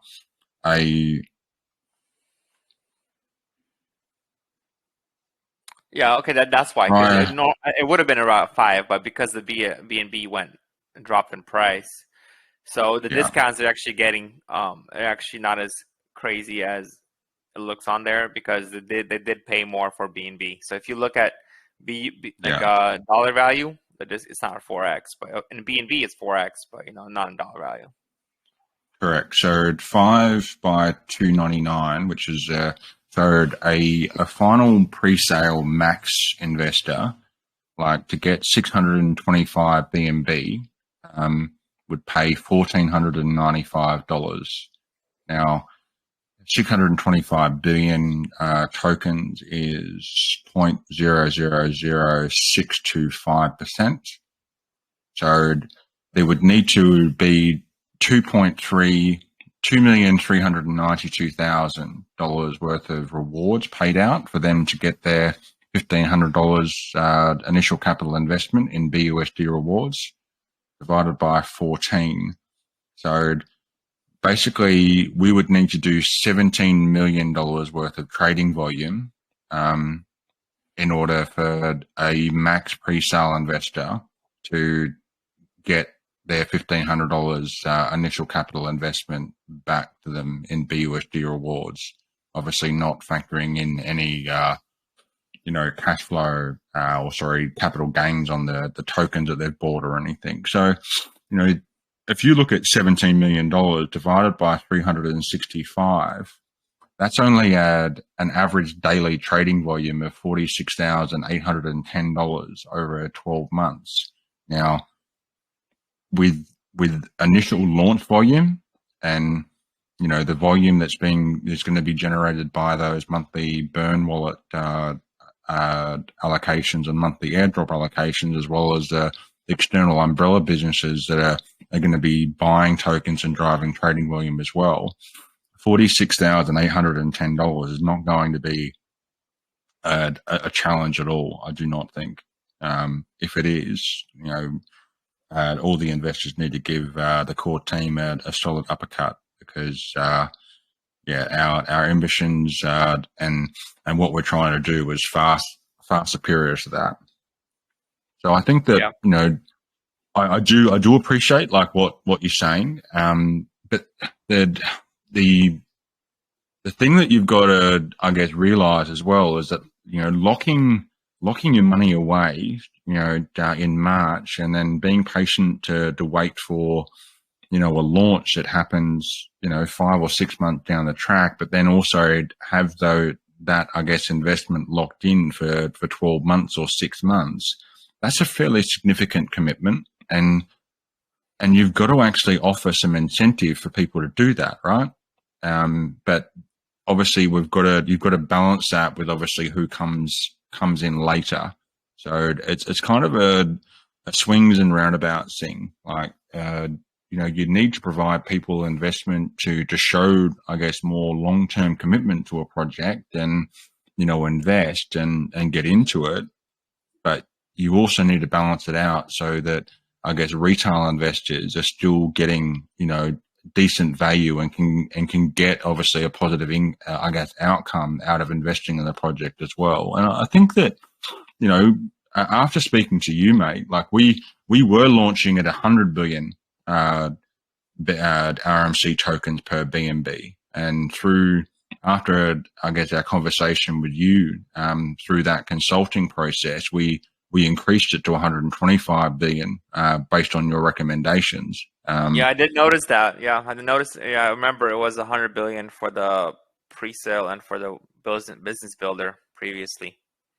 Yeah, Definitely. yeah. So after we had that consulting session with you, mate, we talked internally as a team and thought, look, what he's saying there is, pretty well spot on the mark. So we went away, we rejigged, and we increased that final pre-sale to 125 billion RMC per BNB on the back of that advice. Yeah, definitely. I think just to be clear, I think for what we're talking about now for pre-sale in the first month, 2, 3, there's no issues. I don't think there's going to be any issues with currently. But I'm just talking about, for let's say 2 years down the line, 3 years down the line, or like that's something definitely investors need to definitely be looking out for, because this is a long-term project. You have all these businesses. It's not a pump and dump, right? So the kind of investors that you should be getting are the kind of investors that are long-term investors. Yeah. And what investors, like whether they be long-term or not, need to understand and appreciate is that, Andrew and myself and, the project team, we can't sell shit for 2 years and 3 years. So the private sale and priority pre-sale investors have got their tokens unlocked, before, our tokens unlocked. So, we're going to obviously do whatever's necessary to ensure that those private sale and priority pre-sale investors have got the utmost confidence in the project team, because we want to have access to actually take a little bit of profit in 2 or 3 years time as well. So we've done a lot of planning like this. We've reverse engineered the crap out of the Reward Miner Coin project, and we've done a lot of work. We've got a massive body of utility, day one. We've got, some very, very big plans on how we expand and how we drive additional revenue streams, like moving forward. And, I guess we've got a lot of line on the line personally, which I think is probably the most important thing, because, when things get tough, and look, within DeFi, there's a lot of shit talkers out there, Boya, that go around, and DeFi can be a pretty toxic space, and it's quite easy to sort of get a bit overwhelmed and stressed by it, and you need obviously people that are running these projects that have got a really, really solid why, and I think that we do. Our team is really, really committed. I mean, we've had investors that have shown enormous loyalty and support behind what we're doing. And I want to make sure that every single one of them makes a lot of money. Yeah, definitely. By the way, I came from like quite a pretty simple upbringing. My old man worked 3 jobs just trying to friggin' put food on the table, and but he gave us a holiday every single year. But I've made a lot of money in my professional career. So I've kind of seen both sides of the boat. So I'm kind of like a capitalist, anti-capitalist in a way that I like money. I like to spend money, but I've also been without it, and I know the struggle of not having money. So there's a heart to this project where we want to see retail investors and people that are trying to scrape a better future for themselves to do well. So. Yeah, definitely. Another thing I wanted to make a comment on about the team tokens being locked. So they are going to be locked for 2 to 3 years, but you will be getting the rewards too. So that alone, correct, yeah. There's enough volume. That alone will be enough to basically pay you without having to sell the tokens. Yeah, for sure. I mean, if we're making some good trading volume and we build these businesses up and they're profitable, and we each of these businesses in 2 or 3 years are running over at a couple of $100,000 in revenue a month, then that's a lot of trading volume that's just being funneled back into the Reward Miner Coin project that's going to be paying BUSD rewards. That's And what not to that's what they mention, call it, like a in, miner project, like a miner, in because it's almost like a miner, right, where you just get rewards. That's why I was thinking, you know, obviously for your project, it's probably not the way to go, but you could have almost, with this kind of system, you could have almost locked up the tokens forever, like let's say team wallets, pre-sale, private sale, and to where they would never be unlocked, or maybe, I don't know, maybe lock it for 10 years, and then to turn it almost like into a miner project where you get your tokens, but you can't sell them. You could only get, you know, reflections. And with enough volume, you'll be able to get 10x, 20x, 30x, wherever it is, especially with the early guys, just based on rewards alone. It's kind of like how a miner is, you know, like a miner one is where you can't really withdraw your initial, but you just get, you know, reflections or 2% tax, wherever it is. where was that advice, like in the consulting session, man? Like we're 3 days out from pre-sale. No, honestly, that's what I thought. I just thought about it now, but I think, I don't know if people will be happy about that. You know, the guys that got in early, like, well, I'm not gonna get my tokens, but you know what you know what I'm talking about, like. Yeah, Maybe, I do. maybe it's too late for you guys because, you know, you promised your private sale guys certain things and pre-sale guys. But Yeah. I think this could have been handled that way too. I think we probably would have a mutiny if we made a significant change like that. And look, those private sale guys and priority pre-sale guys, like they deserve 100% to, you know, be able to you know, take some profit when it's their time to do it, because this project would not be here without them. So and you know, we've got essentially like an investor community board of directors called X-Miner Community Team.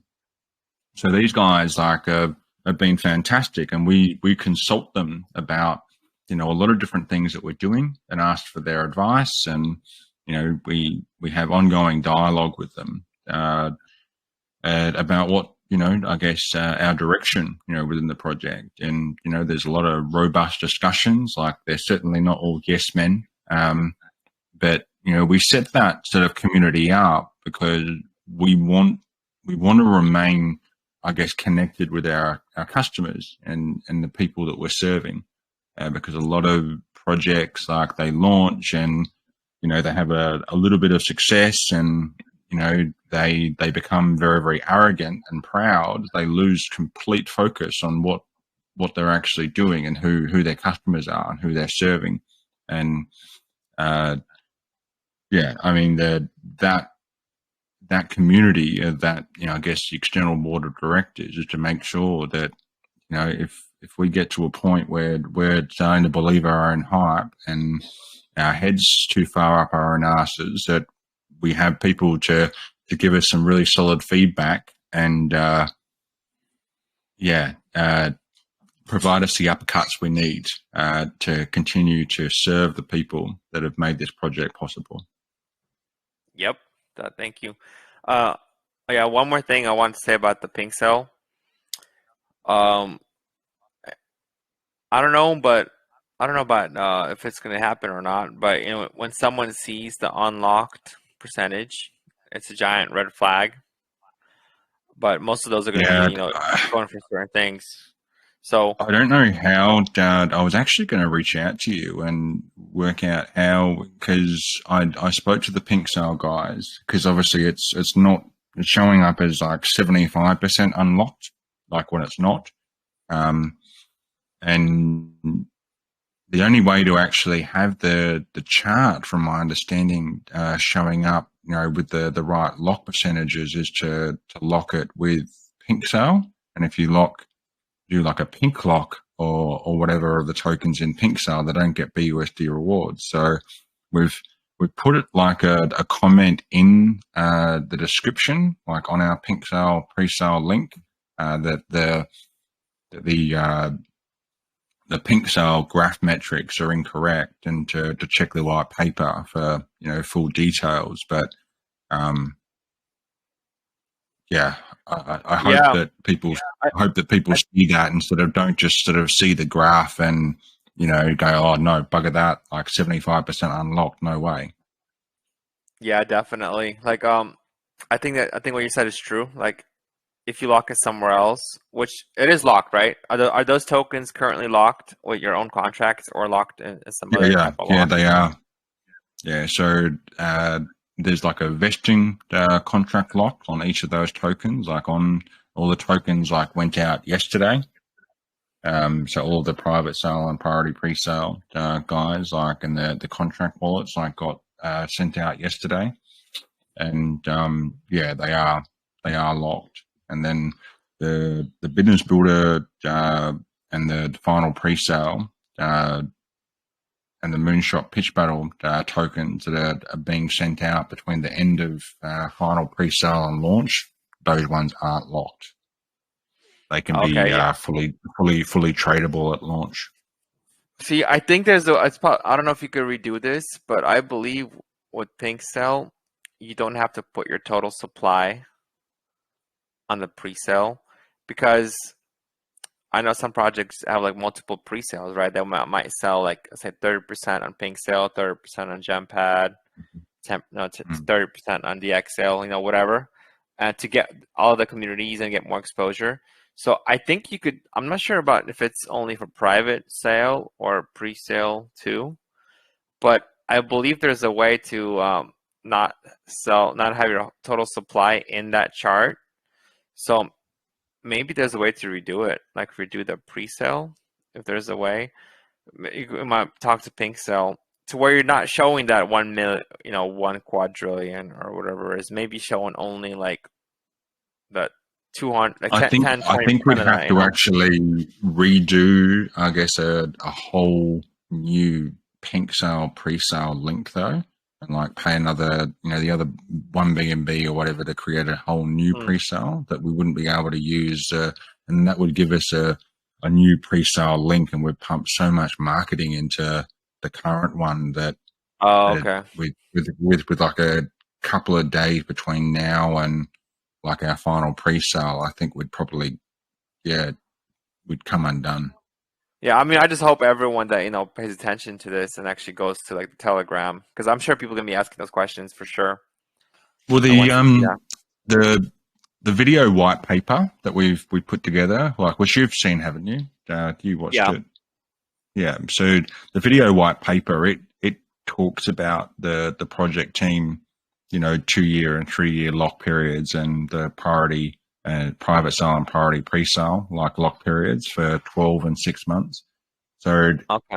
if you've got people that actually watch that, to sort of, I guess, learn more about the project, they're gonna realize that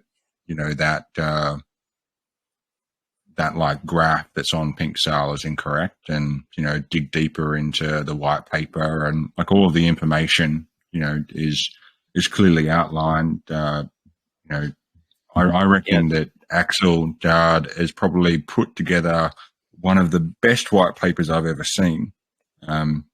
We've got all the information in there.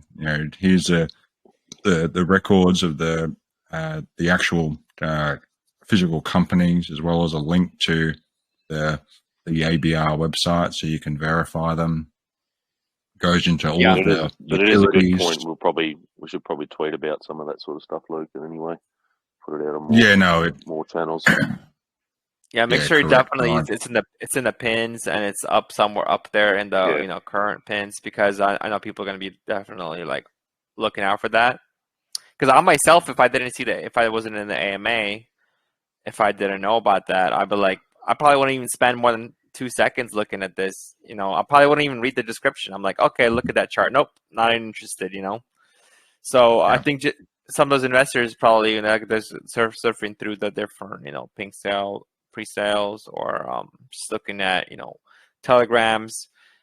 Some of them might just look at that real quick and not really realize that it's actually incorrect. So I think doing as much as you can to educate the investors would definitely help, because just by looking at it, it looks really bad, right? But they don't know the whole story. That's actually locked at a different place, but Presale can't show it because you have to use pink lock or the vesting system to show to be able to show that on there. Is there any way that we could, I guess, have it locked up in pink lock, I guess, up to the end of a final pre-sale, and then if you haven't, if it's not locked yet, you could just lock it for like a week or so, and then relock it somewhere else.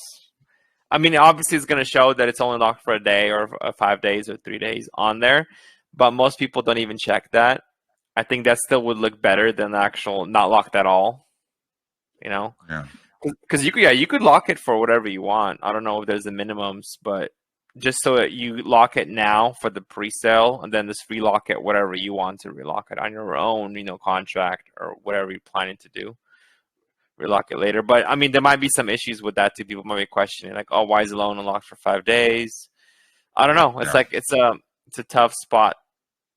But I think as long as people realize what's going on, it's fine. And of course, there's gonna be some that probably is gonna briefly look through it and they're like, okay, I don't know, this makes sense to me, and like I'm just gonna skip it. But I would just say point them in the right directions. That people have questions, just make sure they know what's going on. Cause I feel that's kind of like the biggest roadblock I would say for the actual pre-sale itself. Yeah, we'll make good feedback. I think we probably need to investigate that a little bit further, and at least make sure that anyone that sort of is within the Telegram or I guess on Twitter looking into us, that we've got some posts or some communication out there that is that graph is wrong, and that if they check the white paper, they can get a clearer idea of what's locked and for how long. So thanks for that. Yeah, because honestly, like I didn't even know you had that in the description, because I see it after you mention it. Because I don't even read the description on Presale normally. Like, the reward token, miners, tokenomics, and different. I don't even read that most of the time because I already know about the project that I want to, invest in. So I don't have to look at that stuff. So I'm not sure how others do it, but usually I don't even. So I didn't even know that you actually had that disclaimer in there. Yeah. But anyways, Yeah. So all right, so I think it's been already like 2 hours, so I think let's go get some community questions in here, guys. Or do you want, sure. you know what, you want to take a couple minutes, maybe briefly just go over some of the other utilities real quick, or just a couple minutes, kind of just summary of. Look, I could literally do an hour AMA on every single, utility and business, to be fair. A lot of the information is in the white paper. Guys, we've done a lot of work. We've invested a lot of money. Take the time to read the white paper, see what we're doing. And I think you'll get a really, really clear idea or understanding that we've put a lot of weight behind and a lot of thinking and planning on this project, and we're going to do well. So we're very early. You can get into pre-sale. Pre-sale is on the 27th. Live launch is on the 31st of August. We've got our sweep widget competition that is running until the end of today. We've also got a business builder pre-launch package that can get you RMC tokens before launch and before final pre-sale, as well as a Moonshot pitch battle subscription, which gets you a whitelist for final pre-sale. So I think that Frank might have posted those into the group. They've got like all of the details on how to actually get involved in those. But take a read of it. And so anyway, basically one way to get in is to get the business builder, and we'll be offering some whitelist spots for this AMA too, right? So we'll figure out, correct. How to do it probably randomly. Someone's going to just DM Zoom, and he'll put the wallets together, and we'll go send it to you for the whitelist. Whoever wants the whitelist spot, and if you don't get in, you can still do the sweep widget. Yeah, correct. Okay, perfect. All right, guys, let's go to the community questions because I know, like you said, like I could probably do this AMA for like 10 hours and discuss every single utility and spend like an hour plus on each one because a lot of these projects we do, they only have one, right? They have like a Launchpad or NFT marketplace or something smaller, like even a meme token. There's not much to discuss, but like when you guys have a lot of things, there's like a lot of, I could probably have 100 questions just for the Launchpad itself. We just don't have that kind of time for one AMA, No. Yeah, trying to do like an open mic session where you've got to talk about reward miner coin in 5 minutes. Now that's tough. Yeah, we're actually doing like a competition like that, like a Shark Tank, or just when you sent me a pitch deck, or not a pitch deck, like a 5-10 minute elevator pitch, and it's like, yeah, good luck with that one, for something like this. All right, awesome, guys. Any community questions? Because I know we did cover a lot, but we did not, cover everything because, like we said, there's a lot of things in this project. So does anyone have any questions, any concerns? We'll give it a minute or two.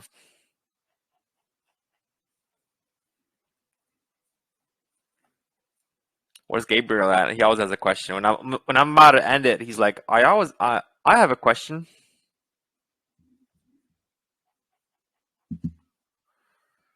I know some guys had questions earlier. I have a question. There you go. See? Gabriel, shoot him down for me, man. What's going on? What's the question? I have a question. If maybe you mentioned it already, can you adjust the taxes later?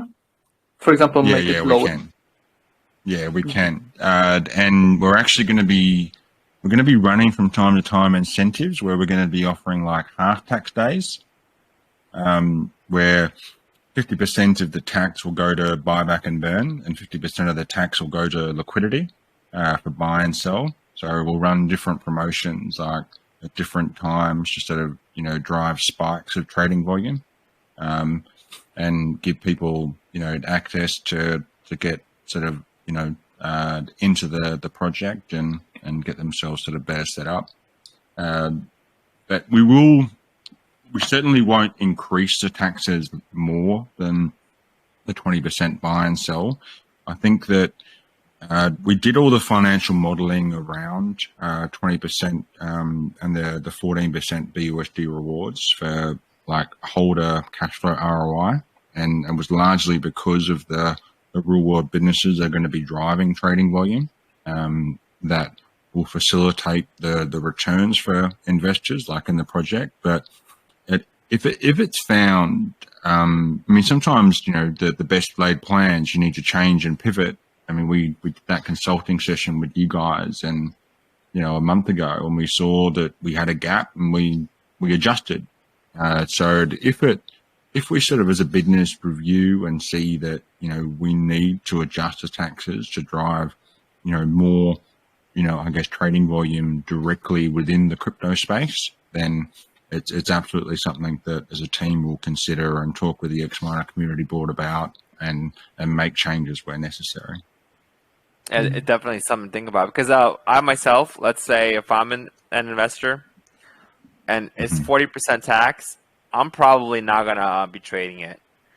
I'm either gonna hold it for forever, with the BUSD rewards, as long as volume's still there. But if let's say things are drying up, prices going down, no new money's coming in, a lot of times that's when investors start exiting. And when they exit, they're not gonna come back in, not with 40%, because even when it drops further, because first of all, for them to come in, it has to drop another 40% to break even. And by that time, it's going to look even worse, right? So if a project keeps on dropping, it's definitely hard to recover with the high tax rate because you want people to FOMO in, right? You want people to sell high as a developer or as a project owner. You want people to sell high and then FOMO back, or no, not sell high. Let's say sell when it dips and then it's going to recover and then FOMO back in, right? You want those investors to come back in. Like, oh man, I thought it was gonna die, it dipped, and I spooked, and then it's actually recovering, the team's doing marketing, they're delivering, then I'm gonna FOMO back in. That's how you get the volume in too. But if it's like a really high tax, it's gonna be a lot harder for someone to FOMO back in. So, for example, like myself, like I said, like if it's 40%, I probably won't really be trading it at all. If it's 2%, I might trade it at, like say 2% instead of 20. I might trade it a lot because it doesn't take much to move the 4%. So I might actually go 10, even though the taxes are 10 times lower. I myself will probably be like doing 30, 40 times more trading volume. So if you have investors like me, lower tax would be better because you probably still get more money at the end of it because these guys are going to be doing a lot more volume.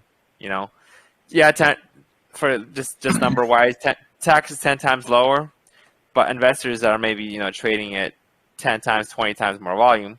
But if it's someone that just buys and holds anyways, then of course the higher tax would be better. So it really depends on what kind of investors your project has.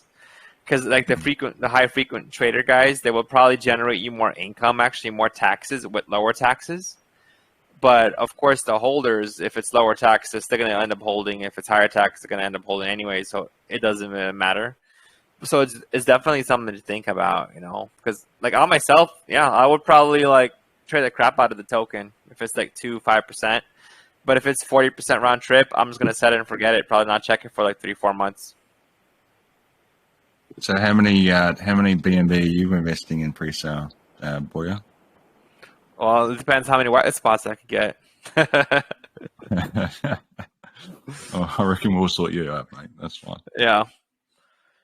See, like my biggest concern, and I think you guys addressed it fairly well, was the. I guess, like I said, it's not really for the first month or two. It's for down the line.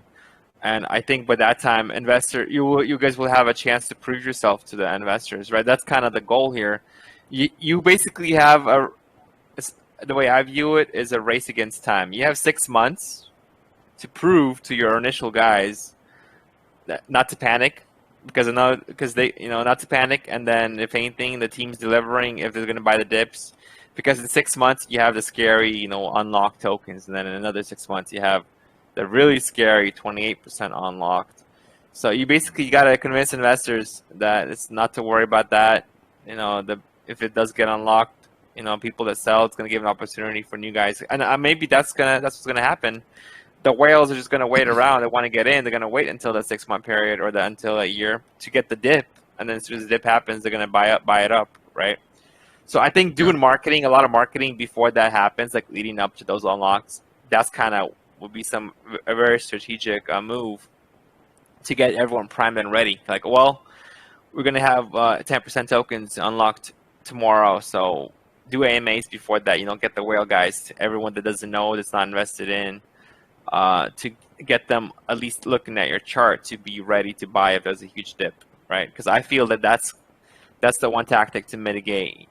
And then if everyone knows that, if all your guys that are getting those tokens unlocked, if they know that you guys have a whole bunch of marketing done and a lot of new guys that haven't gotten in yet that are waiting on the sidelines, they might prevent them from selling. Because like I said, if I know what everyone else is selling, I'm going to sell before everyone else, as long as I think the dip is going to be big enough. But if I know that there's a lot of whales waiting for the dip to buy, I'm like, you know what, it's not worth it for me to sell, because I might sell.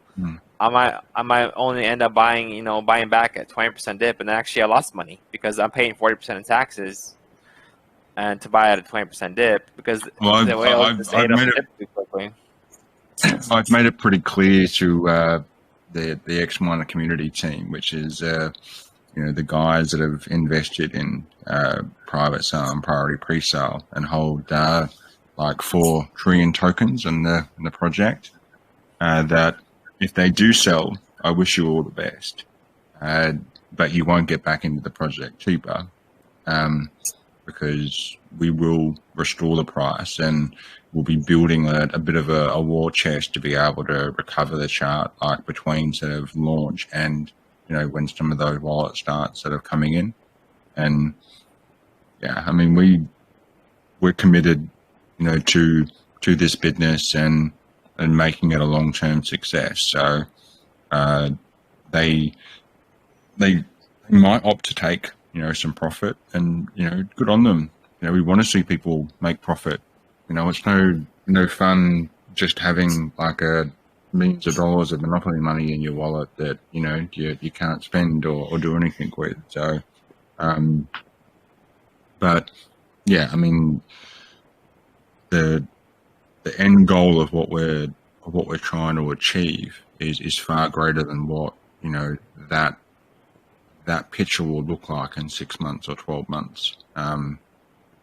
So they'll kind of be sort of shooting themselves in the foot. It'd be like selling Shiba after 6 months, after it did like an initial, zip, and then it went down and didn't do anything for, the best part of a year before it went completely mental.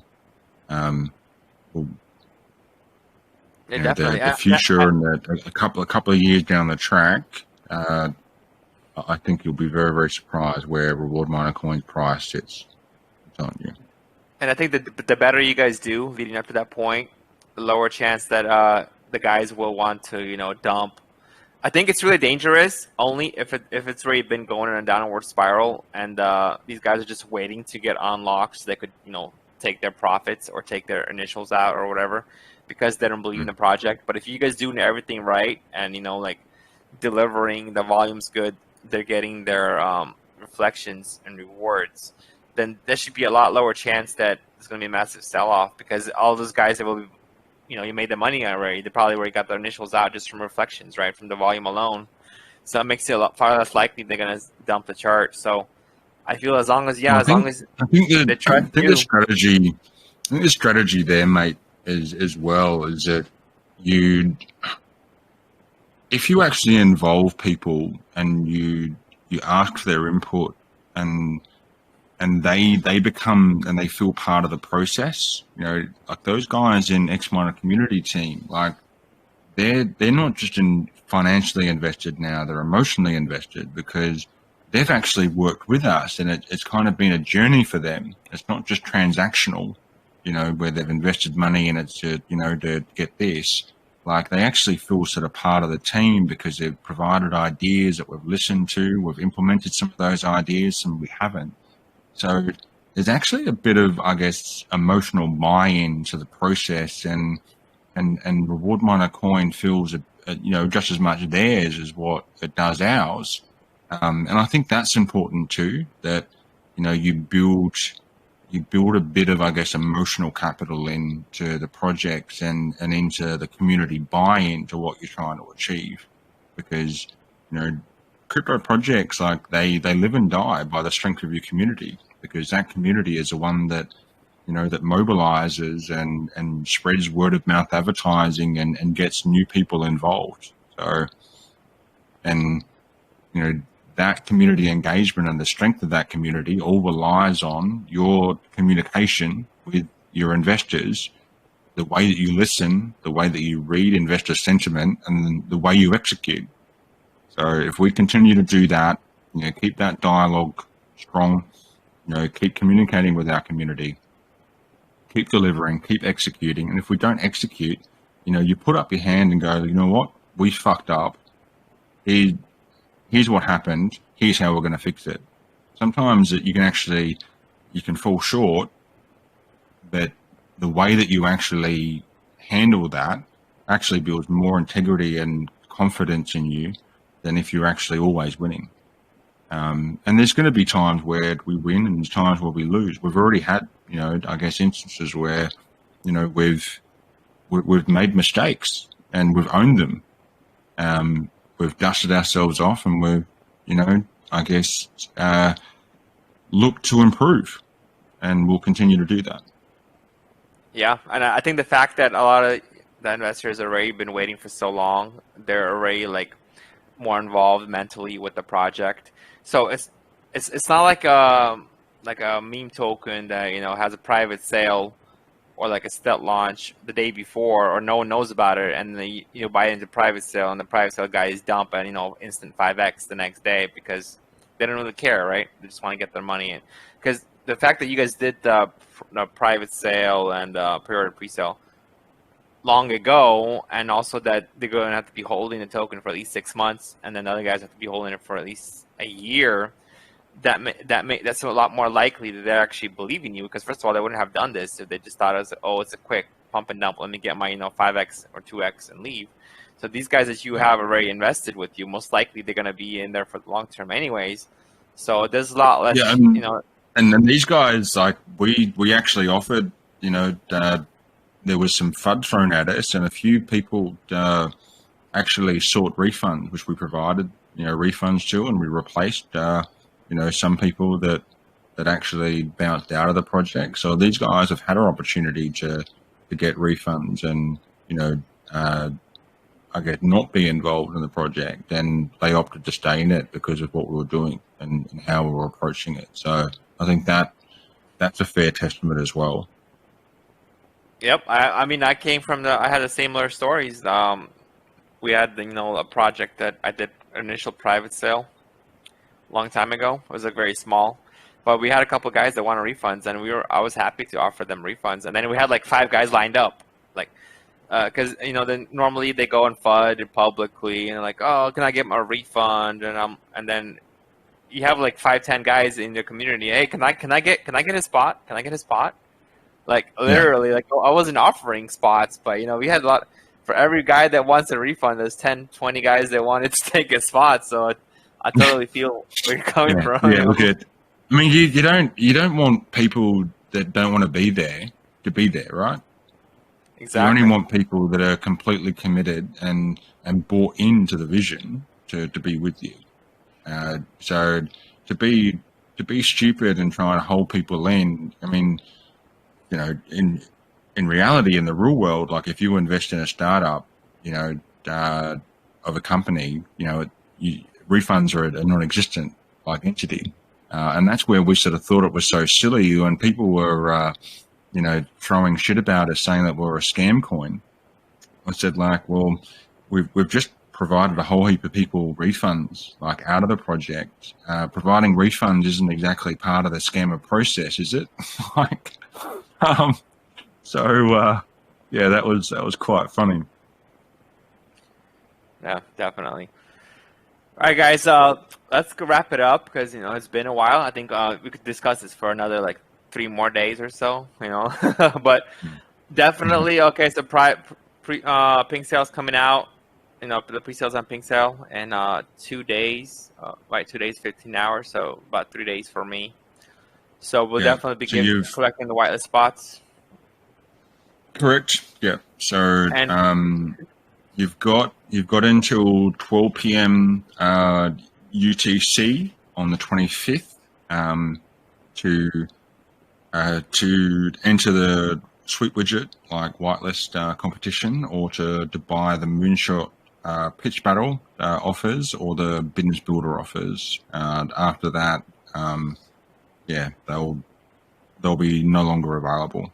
So there's from last count, there's I think about 23 of the 100 of the business builder packages that are available still, and there's about 70 of the moonshot pitch battle packages still available. Okay, awesome. Of the 100. So you sold almost 20, almost 80 out of the 100 business builder packages, right? That's very That's pretty bullish too. Well, guess what? What's really bullish is that to date, with the business builder packages and the moonshot pitch battle packages that we've sold, it means that we've already got a day one buy of over $80,000 that we will drop on the first buy of our existence. So we will launch the trading, or we'll add liquidity, and everyone will be able to claim their tokens through Pink Sale, and the business builder and the moonshot pitch battle guys will get their tokens included airdrop to them. There'll be a freeze trading function, so only the wallet that has the first buy will be whitelisted to purchase. No one else will be able to buy or sell at that point. And then we'll drop this buy, and then we'll turn that function off, and it'll be on for young and old. But that initial buy is going to create a an extremely large green candle. We're talking to the developers, and they said that it will probably near double our MC off that one buy alone. Uh-oh, I wonder if all these pre-sale guys are going to try to dump it. The risk, certainly. But 2x, guys. Remember, guys, instant 2x. Don't forget. Don't sell. No, we've got like a moonshot mega airdrop from like prize pool promotion that the only way to actually retain eligibility within that is to actually hold for the first 30 days, and there's some pretty sizable benefits in being involved and reaping the benefits of that one. So I think that there will be plenty of people that will hold off and not sell to get the benefits of that end of month first airdrop. But I mean, of course, there's going to be people buying and selling, and that's DeFi, right? Like it's uncontrolled, and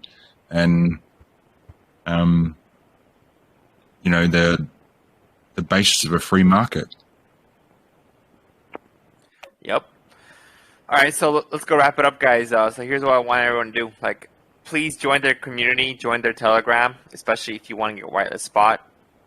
And I encourage everyone to go take a look at this project, especially if you guys been in this AMA. Go do some more research on it. Show some support in their channel. Show some anti-ruggers in there, guys. And I'll make a post about the whitelist, what we're going to do for the whitelist after the AMA. So let's get on to closing this out. You want to do like a final statement, conclusion, and I'm gonna end the recording and we'll do the giveaways. Just get into the Telegram group, read up about the business builder packages and the moonshot pitch battle packages. Take the time to read the white paper. Like it's actually a white paper that has got the information that you'll probably crave from all the other white papers that you've read and probably come away with more questions and answers. Our white paper is not that. Listen to the video white paper. Like we've done a lot of work, guys. And don't take shortcuts. Do your own research. Look at what we're actually doing, and if there's any questions or any concerns or what have you, ask our mods. They're fantastic. They're knowledgeable of the project. And throw your questions into there, and we'll assist you as best we can.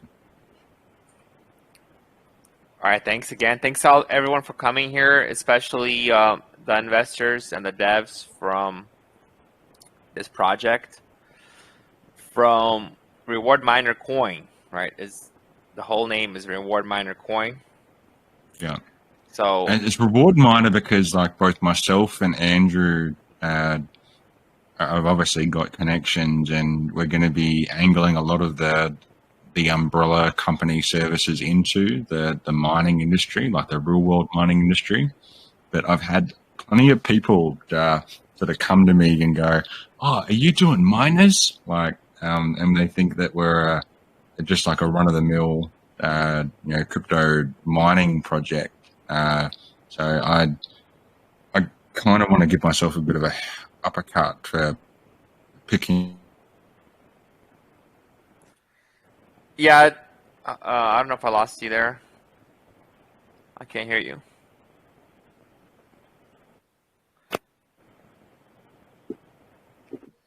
Can't hear you. I think still. we might have lost Luke. Yeah, that was another thing about the name. It feels kind of like, if I'm thinking miner, I'm thinking some kind of meme, some kind of Ponzi scheme. Usually not interested. So yeah, we're miners because we dig dirt, real dirt. Yeah. Yeah, we did lose Luke then. Yeah, that's fine. He'll come back, but we'll close out the recording right now. So I'm gonna post this on YouTube.